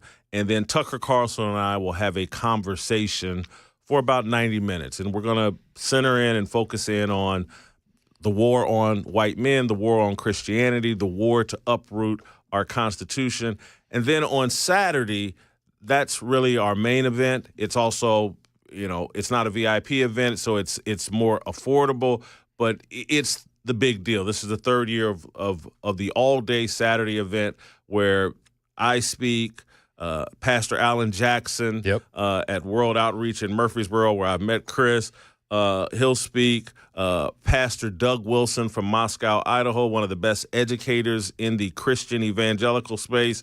Corey Brooks, a pastor out of Chicago, who's called the Rooftop Pastor. He spoke at the RNC this year. He has a mega church in the heart of Chicago's inner city and ghetto, and he's doing tremendous work. And so the thing, E.W. Jackson, who's a terrific speaker, anybody that was there last year, E.W. Jackson set the place on fire. But the point of this is I'm trying to bring us together in harmony. I want to brand Tennessee as the harmony state, Tennessee harmony. We do harmony. We do racial harmony and all kinds of harmony better than the rest of America and better than any place in the world. And so I'm trying to bring people that look a little different on the outside, but are all image bearers of God, all believe Jesus Christ is their Lord and Savior. Bring us all together with great speakers. We'll have great music. Damian Horn, who's a talented singer, songwriter, musician, will perform for us. So will Tamara Conrad. And then we'll feed you some great barbecue. And we're going to fill you up with inspiration. It's only $100 for the all-day Saturday event. And then Saturday night, we'll have a post-roll call party at the home of Lee and Julie Beeman. You guys maybe know Lee Beeman from all the Toyota dealerships he used to own here in Nashville. But the Duggar Band is going to perform. I don't know if you guys haven't. The Duggar Band had that song, or has that song, True Colors, that's raced up the Apple chart. But we got you filled up this weekend. A good time for believers, a good time for men and women to fellowship together with the ideal goal of promoting racial harmony and joining forces together to fight, to get in this culture battle, and in this battle to make sure that kids are safe, that families are safe, that families are empowered, that there's too much going on in our society that's tearing down families, making people think family is unimportant. But family is actually the most important thing. Amen. Everything else is fake. Nobody. My dad always say to me, on your deathbed, nobody's going to say, "I wish I worked more." No. Nobody will say that. If you want to go to Roll Call 3.0, tickets are available at fearlessrollcall.com, May 2nd, May 3rd. You're going to have a busy weekend. Very busy weekend. This is the 3rd time. I'm used to it. This will be the busiest. We've had great guests and great partners on this in the past. Tucker and Randy Houser is kind of next level. Yeah. Let me hold on. John Rich might be listening. John Rich and Jeffrey Steele. John Rich set the bar, and now the other guys are coming in to try and keep it there. Yeah. So what gave you the idea to start doing this? Like, I hear you talking about how this is important. These are issues people aren't talking about. But, like, how did you go from the concept of this to the execution of this? I just God put it on my heart, Chris, in terms of where I was in my career when I was living in Los Angeles in television, making a lot of money, so-called having a lot of fun, I just realized this wasn't it. This wasn't what I was called to do. This wasn't what wasn't consistent with my worldview. I knew my worldview was biblical, but I wasn't living it out. And so when I decided, like, I got to leave L.A. It's too woke out here. It's too secular out here. Doesn't fit my personality. I wanted to move somewhere where I was closer to my family. I grew up in Indianapolis, Indiana. My brother lives in Cincinnati. My mom and my sister live in Indianapolis. And there was a business opportunity with Clay Travis and I here in Nashville, Tennessee. And so I thought Nashville was the perfect place.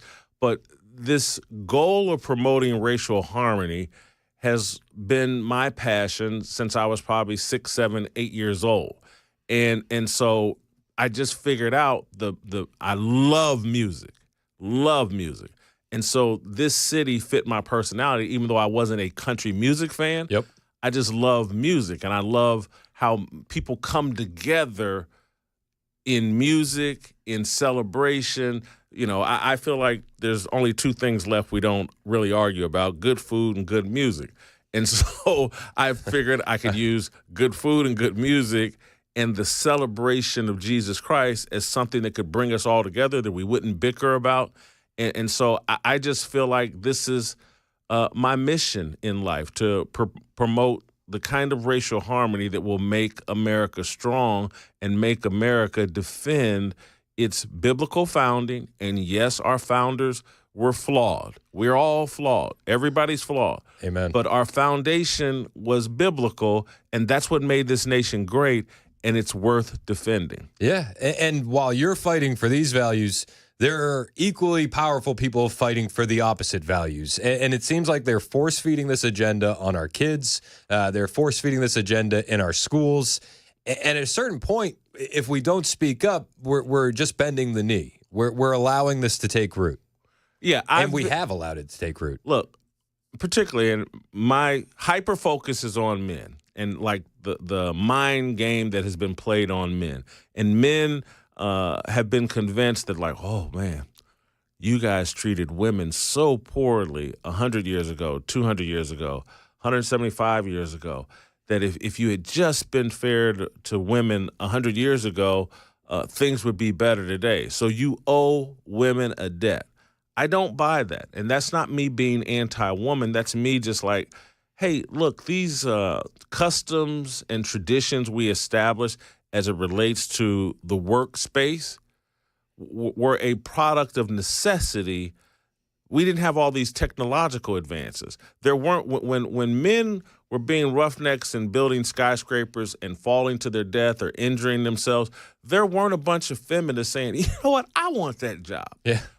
You know what? When people were paving a trail to the west and using dynamite to blow up mountains to pave the roads or a pathway through, there weren't a bunch of feminists going, yeah, I want to do that. Men did that because we were risk takers, and that's our role. And back, people like diminish, housework and maintaining a home. Well, you go back to the 1800s. You know why they came up with it? They call it spring cleaning. Why is that? Because it took all spring to clean your house. You didn't have a vacuum cleaner. You didn't have Windex. You didn't have a dishwasher. Spring cleaning was like, well, to clean this house, to get the dirt out of these rugs and all this other stuff, it's going to take the entire spring. That was a full-time job, and people. And it was a valuable job. Amen. And men played their role, women played their role, and we worked as one. And were men perfect? Absolutely not. Women weren't either. But this mentality, now that we have DoorDash and no one has to go out and hunt and fish, this mentality that, oh, man, you treated us so poorly and you kept us in the house and out of the workforce, But now that you can hop on an airplane and travel across the country because the Wright brothers invented flying, now it's like, hey, we should all be equal and we can all do the same things.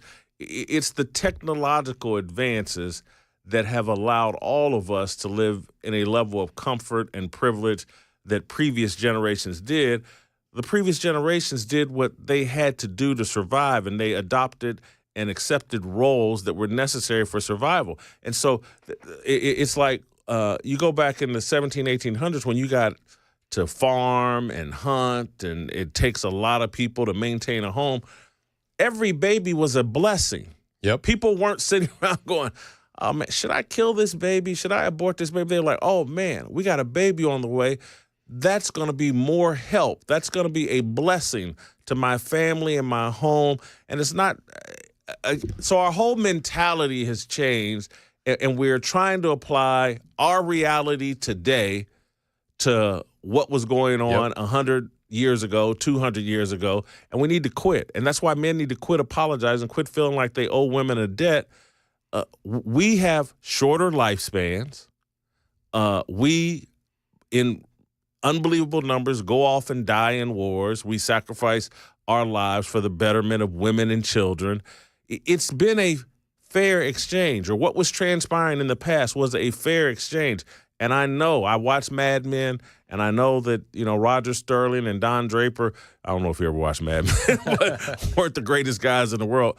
But that's not a reflection of the total reality. Exactly. Well, and to your point, men have gotten weaker too. I watched a clip of Tucker, who's going to be at your event on May 2nd, and he's like, he was talking about his dad who just recently passed away. He's like, if you said something rude to my mom, my dad would have hauled off and knocked you in your mouth.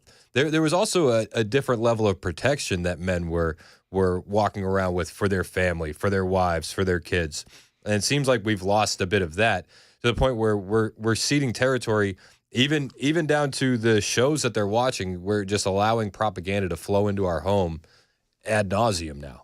Yeah, we've certainly been propagandized, and I'm sorry, Chris, did we talk about adolescence on air, or during the commercial break? That was during the commercial break. Yeah, this Adolescence Netflix series is a perfect example of the kind of propaganda that we're ingesting subtly, that's telling us men are terrible, and and that families can't produce anything. It's and they're going to make that mandatory watching in secondary schools in the UK. I'll bring up my dad over and over again because I love the guy. But he would say to me, if it happens in Europe and it happens in England, we're 10 years away from it here. And that's always stuck with me. So I see the way that they're force feeding that propaganda on the kids. You can make the argument it's already happening here with the books that we have in our school libraries. But what is going on with this TV show? Well, the Prime Minister, I believe is Keir Starmer. Keir Starmer has said that he wants this in every school, and he at one point he called it a documentary. It's not. It's a miniseries. It's fictional, but it depicts a 13-year-old boy who loses his temper and stabs and kills a 13-year-old girl, one of his classmates. And the message behind this 4-part series is that the internet radicalized him, the manosphere, the red pill movement, Andrew Tate, they call out specifically by name, that basically the argument of it is, hey, this toxic masculinity has destroyed your kids and radicalized them and made them killers. And because they kind of show the kid comes from a pretty strong family. Yep. Mom and dad are married, seem to get along. That I think they're both around 50 years old. Has a sister, and so they kind of show him coming from a good family, and that it's this terrible manosphere and Andrew Tate and the patriarchy that are destroying and making young boys more violent. That's just not true, and it's like youth violence. It is a problem, but the creators of that, or where those kids are coming from, by the data, by statistics, by percentages, it's not coming from intact nuclear families. It's coming from destroyed families, dysfunctional families, drug abuse, sexual molestation in the family. It's that type of environment. It's the actual destruction of the family that's radicalizing young boys and harming young girls. they depicted it as, no, you can have this great family, but if your kids are on their computer listening to Andrew Tate and listening to the Manosphere, they're developing this radicalized hatred of women, and it could turn into violence towards women. And look, I do think kids are on the internet too much. I do think Andrew Tate's program, Pimps and Hoes degrees, and, he's an unrepentant pimp. I do think he's a negative, but he's not the cause of what's going on with our kids. It's the obvious destruction of family. I'm with you. It's clear as day. We got Jason Whitlock in studio. Roll Call 3.0 coming to Nashville May 2nd, May 3rd. You can get tickets at fearlessrollcall.com. I want to unpack adolescence a little bit more and kind of dive into Andrew Tate. I have a theory on why kids are going to Andrew Tate. And well, I mean, it's not even a theory. You can parse it out, but there's not enough strong men. Yes. We're not championing any strong men, so they're looking for it. And that's who they're finding. But we'll talk more with Jason Whitlock when we get back. It's 11:23, Super Talk 99.7 WTN. Yeah, the Andrew Tate stuff.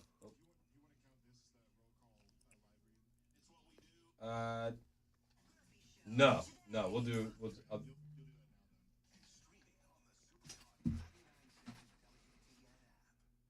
Hey, it's Chris Hand for my friend Jason Whitlock, who happens to be in studio. I'm doing some reads for his event coming up, Fearless Roll Call 3.0. Jason, I'll let you tell it. Why should people come to the event May 2nd and May 3rd in Nashville? Because we have to. We have no choice as men and as women and as people that have a biblical worldview.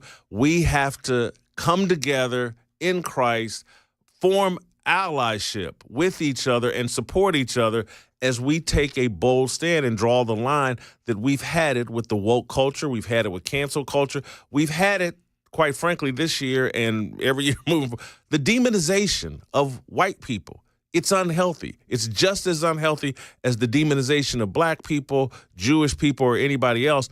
But we've all been trained to sit back and say, no, they're just demonizing white men. That's a good thing. Yep. Well, they're demonizing white men so they can uproot the Constitution and they can turn us more secular. They want to say George Washington and Thomas Jefferson and John Adams and Benjamin Franklin, those mean old nasty white men, they wrote the Constitution. And because they're bad, the Constitution is no good. I reject that, and I want you to come hear me and Tucker Carlson talk about it. I want you to hear ministers come and talk about it. I want you to be inspired so you have the courage to stand up and quit apologizing for being a man. You don't want to miss this. Roll Call 3.0 is absolutely going to sell out. You heard Jason say it. Tucker Carlson, Pastor Alan Jackson from World Outreach Church is going to be there as well. Country music from Randy Houser, comedy from Steve Byrne, and more. Get your tickets right now, fearlessrollcall.com. That's fearlessrollcall.com.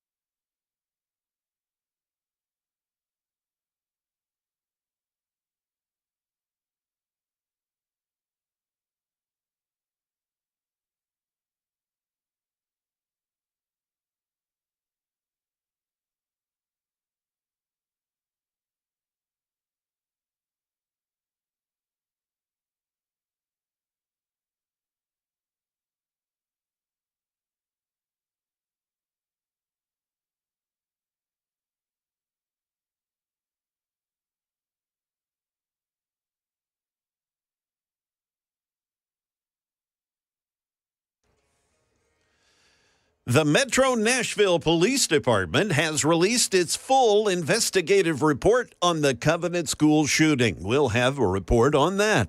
Tesla deliveries have fallen, and an analyst gives their take on why. We'll have those stories coming up at 11:30 on Super Talk 99.7 WTN. Thank you, Jay Harper. It's 11:29 on Super Talk 99.7 WTN. I'm Chris Hand in studio with the one and only Jason Whitlock, host of Fearless, and he's bringing Roll Call 3.0 to the Nashville area May 2nd, May 3rd. Jason, Tucker Carlson, Randy Hauser, Pastor Alan Jackson, Jason Byrne. You're going to have a wild weekend. Going to be great. Friday will be at 3rd and Lindsley. Saturday will be at Rocketown. Get your tickets, fearlessrollcall.com. We're going to dive more into this Netflix series that they're saying it should be mandatory in the UK for kids to watch. Mandatory propaganda. Propaganda is going to be mandatory, and it'll be mandatory until morale improves. That's what they're saying. Yeah, they want to distract you from what the real problems are, and this amazing. It's a really good. I could see this winning a bunch of awards. It's an amazing piece of propaganda, maybe the best Netflix has ever done. We'll talk about it more when we get back. It's 11:30 on Super Talk 99.7 WTN.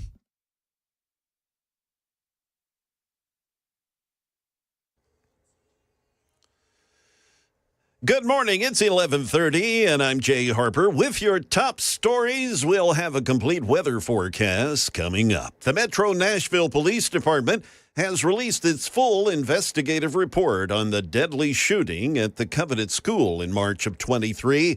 More than 2 years after the shooting, Metro has finalized its investigation that took 6 lives, and it is rather detailed.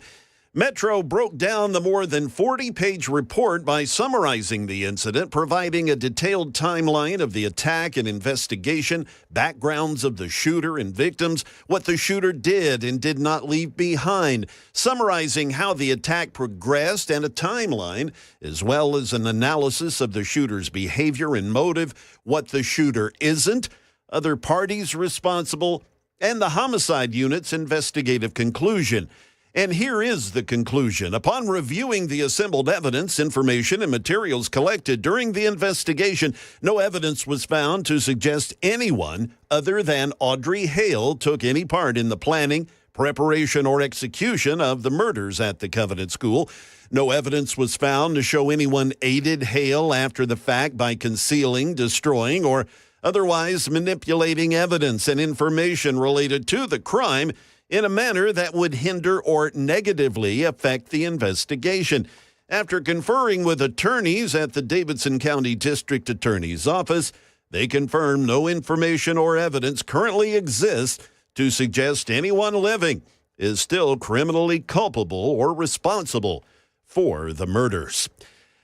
Tesla, well, they have dropped in their deliveries in the first 3 months of the year. Mike Dubusky has what analysts are saying about the electric car maker. Tesla observed a 13% decline in sales in the first quarter, falling well short of analyst expectations. The car maker's market share has shrunk in recent years amid increased competition and a general slowdown in demand for EVs. Analysts also say CEO Elon Musk's recent efforts to trim the federal workforce at the Department of Government Efficiency, as well as his public embrace of conservative politics, may have also impacted buyers' impression of the brand. That is the latest news. We've got weather on the way. I'm Jay Harper, WTN News.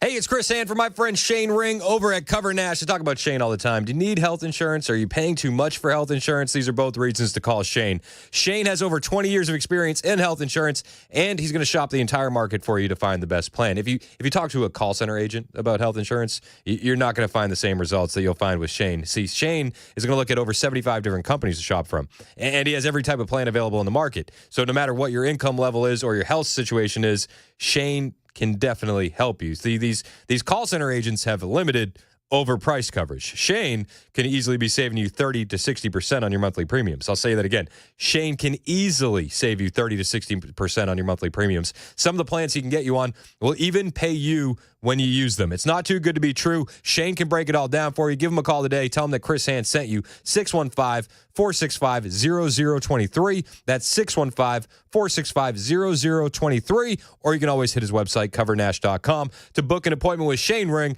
Get a quality health plan managed by you, not the government. Covernash.com.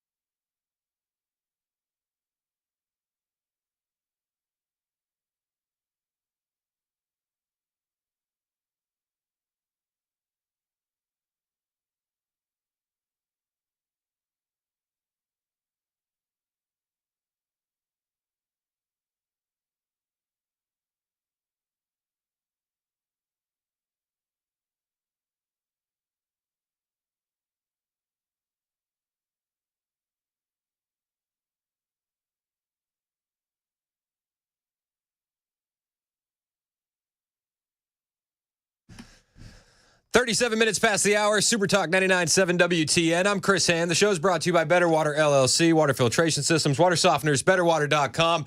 In studio with the one and only Jason Whitlock. Very excited to have Jason here. What's up, Jason?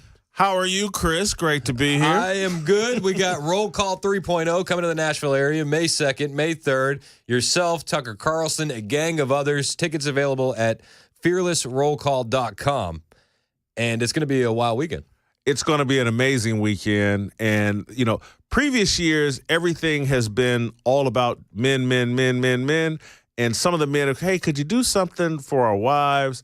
And so Friday night, that VIP event at 3rd and Lindsley, that's a great night, a great date night for a man and his wife, a wife and her husband. Saturday night, the post-roll call party. Beach-themed at Lee and Julie Beeman's house, Duggar Band performing music. That's a great date night.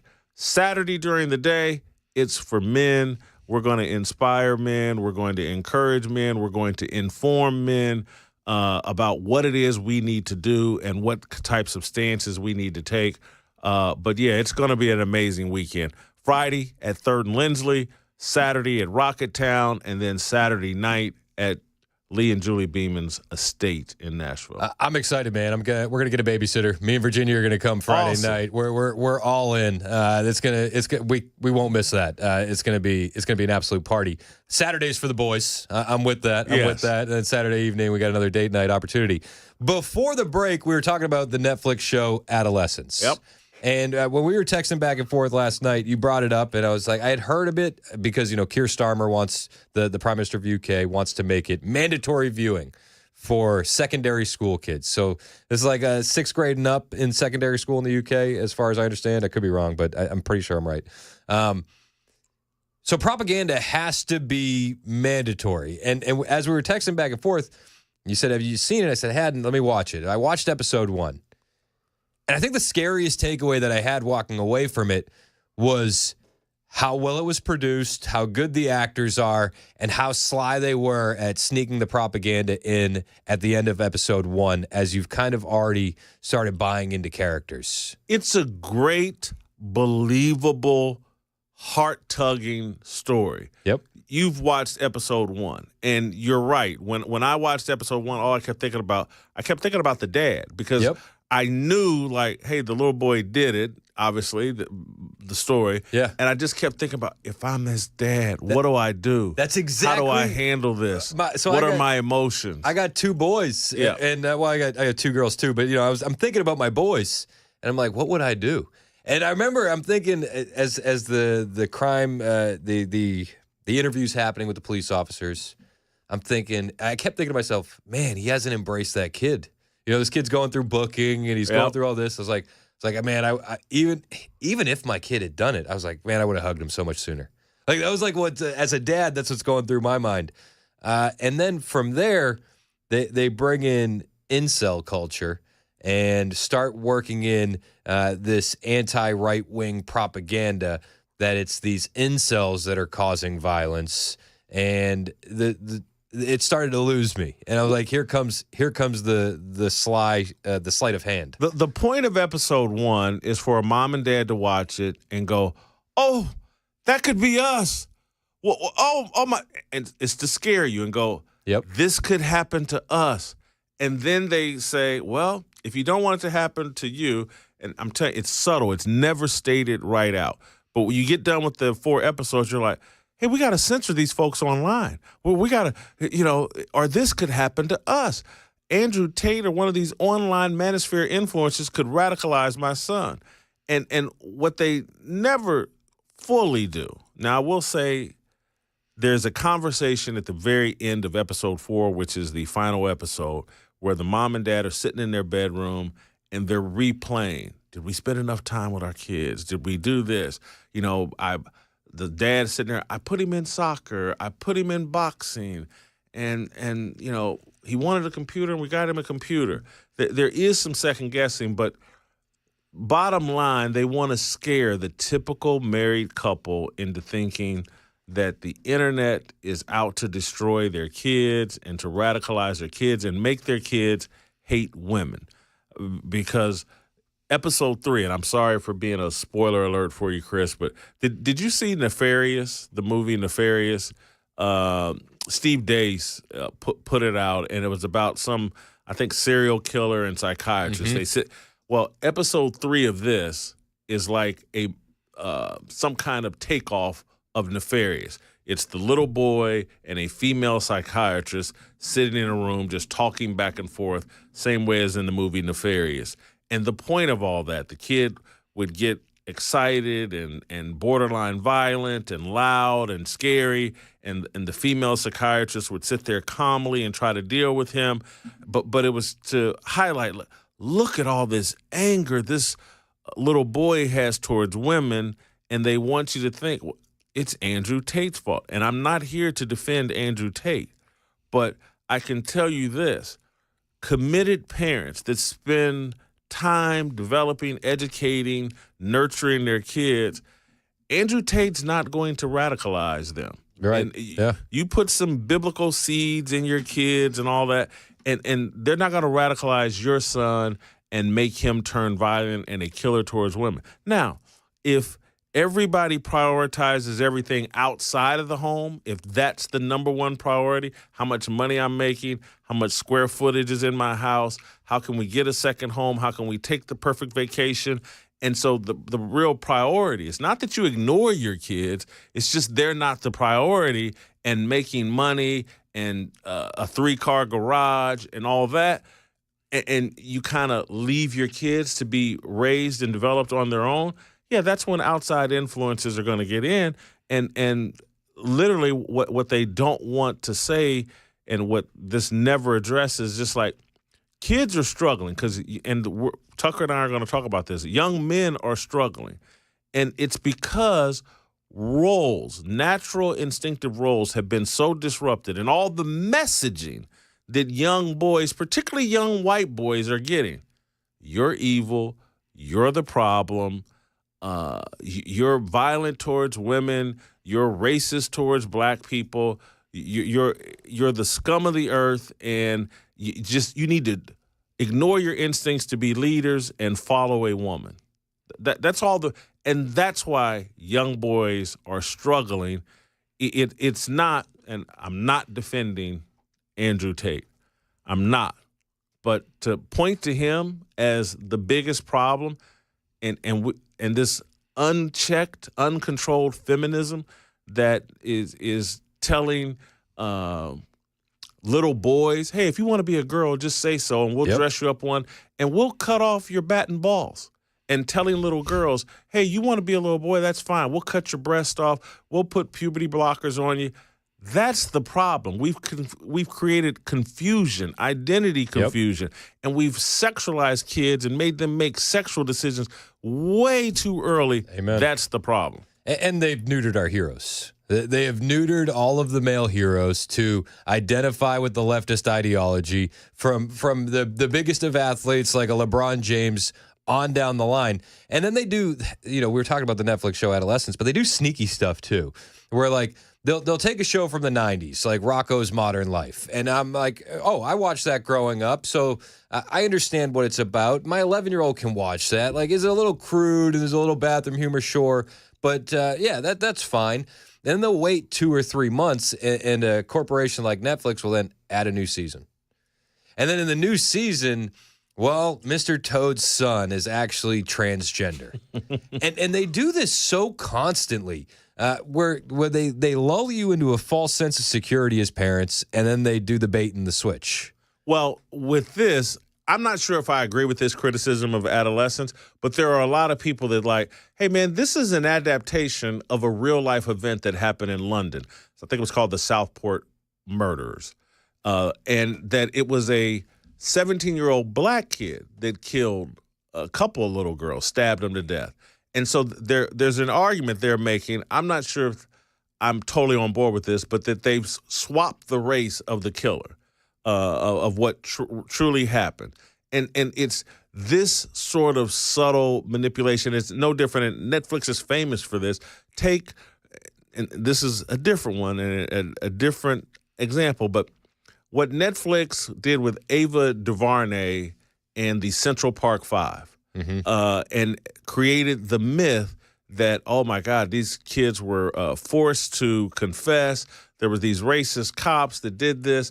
And it's like, no, when you go look at the reality, and I've watched the video of the Central Park Five when they were 13, 14, 15 and interviewed by police with their parents sitting there with them. I watched them tell on themselves and tell on each other. And they've created this myth through these documentaries that the Central Park Five are innocent. They're not remotely innocent. It's not even close. The craziest thing about the Central Park Five, though, is they always bring up what Donald Trump said. Yeah. And they never bring up the Democratic prosecutor. But what happened that night, based on, you can go watch with your own eyes, it's all on video, with their parents sitting there, being interviewed initially by a black cop. Now, he's a light-skinned black cop, but he's a black cop. And they weren't exonerated. Their sentences were vacated after they served all their time. And it's a psyop, and it's a myth creation.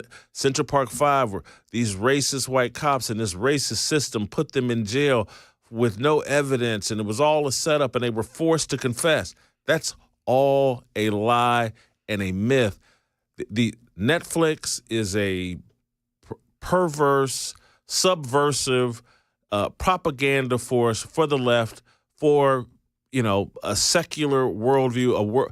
Again, this country had a biblical founding. They're trying to uproot it. They want everything that we did before Marxists got control. I just saw something on The View, I think, this Eli Mistel, some professor that was on The View talking about anything that happened before 1965, we just need to eliminate. Yeah, I heard that too. Holy cow. It's the wildest thing, and they really do believe this. Yeah. They really do. And I'll just say, this is why it's important for those of us, and I hate this term, but I'll just use it because they invented it, but people of color, if you like the Constitution and the freedoms guaranteed, if you like living in the country that's the safest, most opportunity-rich place on the planet for black people, you got to protect the Constitution because that's what created it. And the people that are arguing, hey, we got to uproot the Constitution and rewrite it so that someone that looks like me can write it, they're nuts. You're nuts for going along with them. Useful idiots. Yeah. Useful idiots. And one thing that the commies and the Marxists always tend to do is line up the useful idiots first. We got Jason Whitlock in studio. Roll Call 3.0 coming to Nashville May 2nd, May 3rd. Tucker Carlson, Jason Whitlock, a gang of others. You have compiled a wild crew, and it's going to be an awesome event May 2nd, May 3rd. Why do we need to get tickets? You need to get tickets because this thing's only going to get bigger and bigger and better, and it's important what we're trying to inspire. If you want to be involved in the fight, pushing back against a culture that's trying to uproot our biblical founding, trying to sexualize our kids, trying to promote transgenderism, trying to promote the murder of babies in the womb. If you want to be involved in that fight, I got the inspiration for you. And it's Roll Call. It's this weekend. You need to be around like-minded people that share your values, share your Savior, share your mission in life. You need to be around allies in Christ. Amen. It's invigorating. It's going to inspire you for the rest of the year. It's going to give you a vision and a path and a course of action that will encourage, inspire you, and guide you for the rest of the year. It's just, and plus, it's just going to be fun. It's going to be fun. It's going to be provocative. Great time, again, on Friday night for you and your wife and your husband. It's going to be fun, inspiring, and consistent with those of us that have a biblical worldview. You can get tickets at fearlessrollcall.com, fearlessrollcall.com. Jason Whitlock is going to be there. Jason's a great guy. I'm just grateful that you came on the show, man. Tucker Carlson's going to be there. If you never had the opportunity to see him speak live, he's fantastic. Alan Jackson. You can see him every Sunday at World Outreach Church, but always good to see Alan Jackson. He's the best Alan Jackson, I think. He's awesome. He's been a tremendous supporter. His church has been a tremendous supporter. I love Alan Jackson. Likewise. And, Fearless Roll Call. Fearlessrollcall.com. Roll Call 3.0. Get your tickets. Jason Whitlock in studio. Thank you again. It's 11:53 on Super Talk 99.7 WTN. Thank you so much, man. Hate to be rude. I got to go. Yeah, no. Hey, I appreciate the time. Thank you. I'll say a prayer for you guys. Hope everything works out.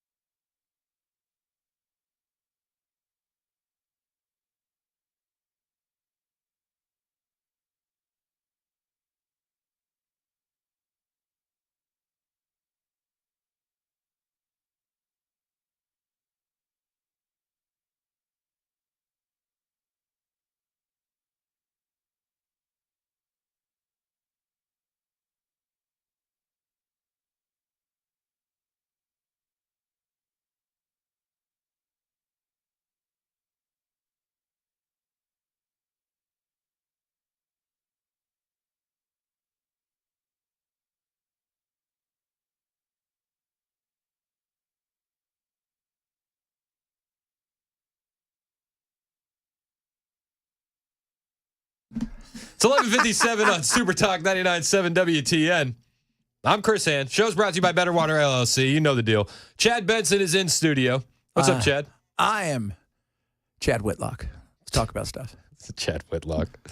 Man. I meant to ask him about Stephen A. Smith while we were. Oh, yeah. The leader of the Democratic Party, even though he doesn't want to be, but he doesn't have a choice. Whitlock has been saying for 2 years that Stephen A. is going to run for president.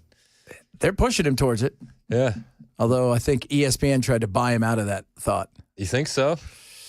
Well, what did they pay him? $100 million for 6 years or something? That's good money. They just signed him to that? Yeah. Oh, Something like that. jeez. They had to fire everybody else at ESPN, but he's got to actually do everything himself. He's got to run the camera and the board. It's just him and Greeny. That's all that's left. That's insane. Pat McAfee. Shit. Pat McAfee, I could see them giving him that kind of money. Yeah. Well, he got huge money, didn't he, Yeah. Pat? So, but yeah, I could see him.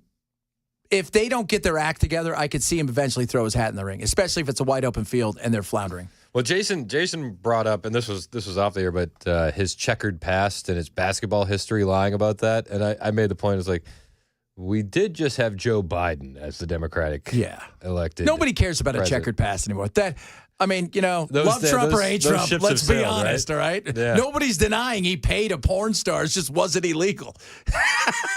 Checkered past is kind of one of those things. You lying about whether or not you dunked a ball in sixth grade isn't the same. I was under the impression that was a clerical error.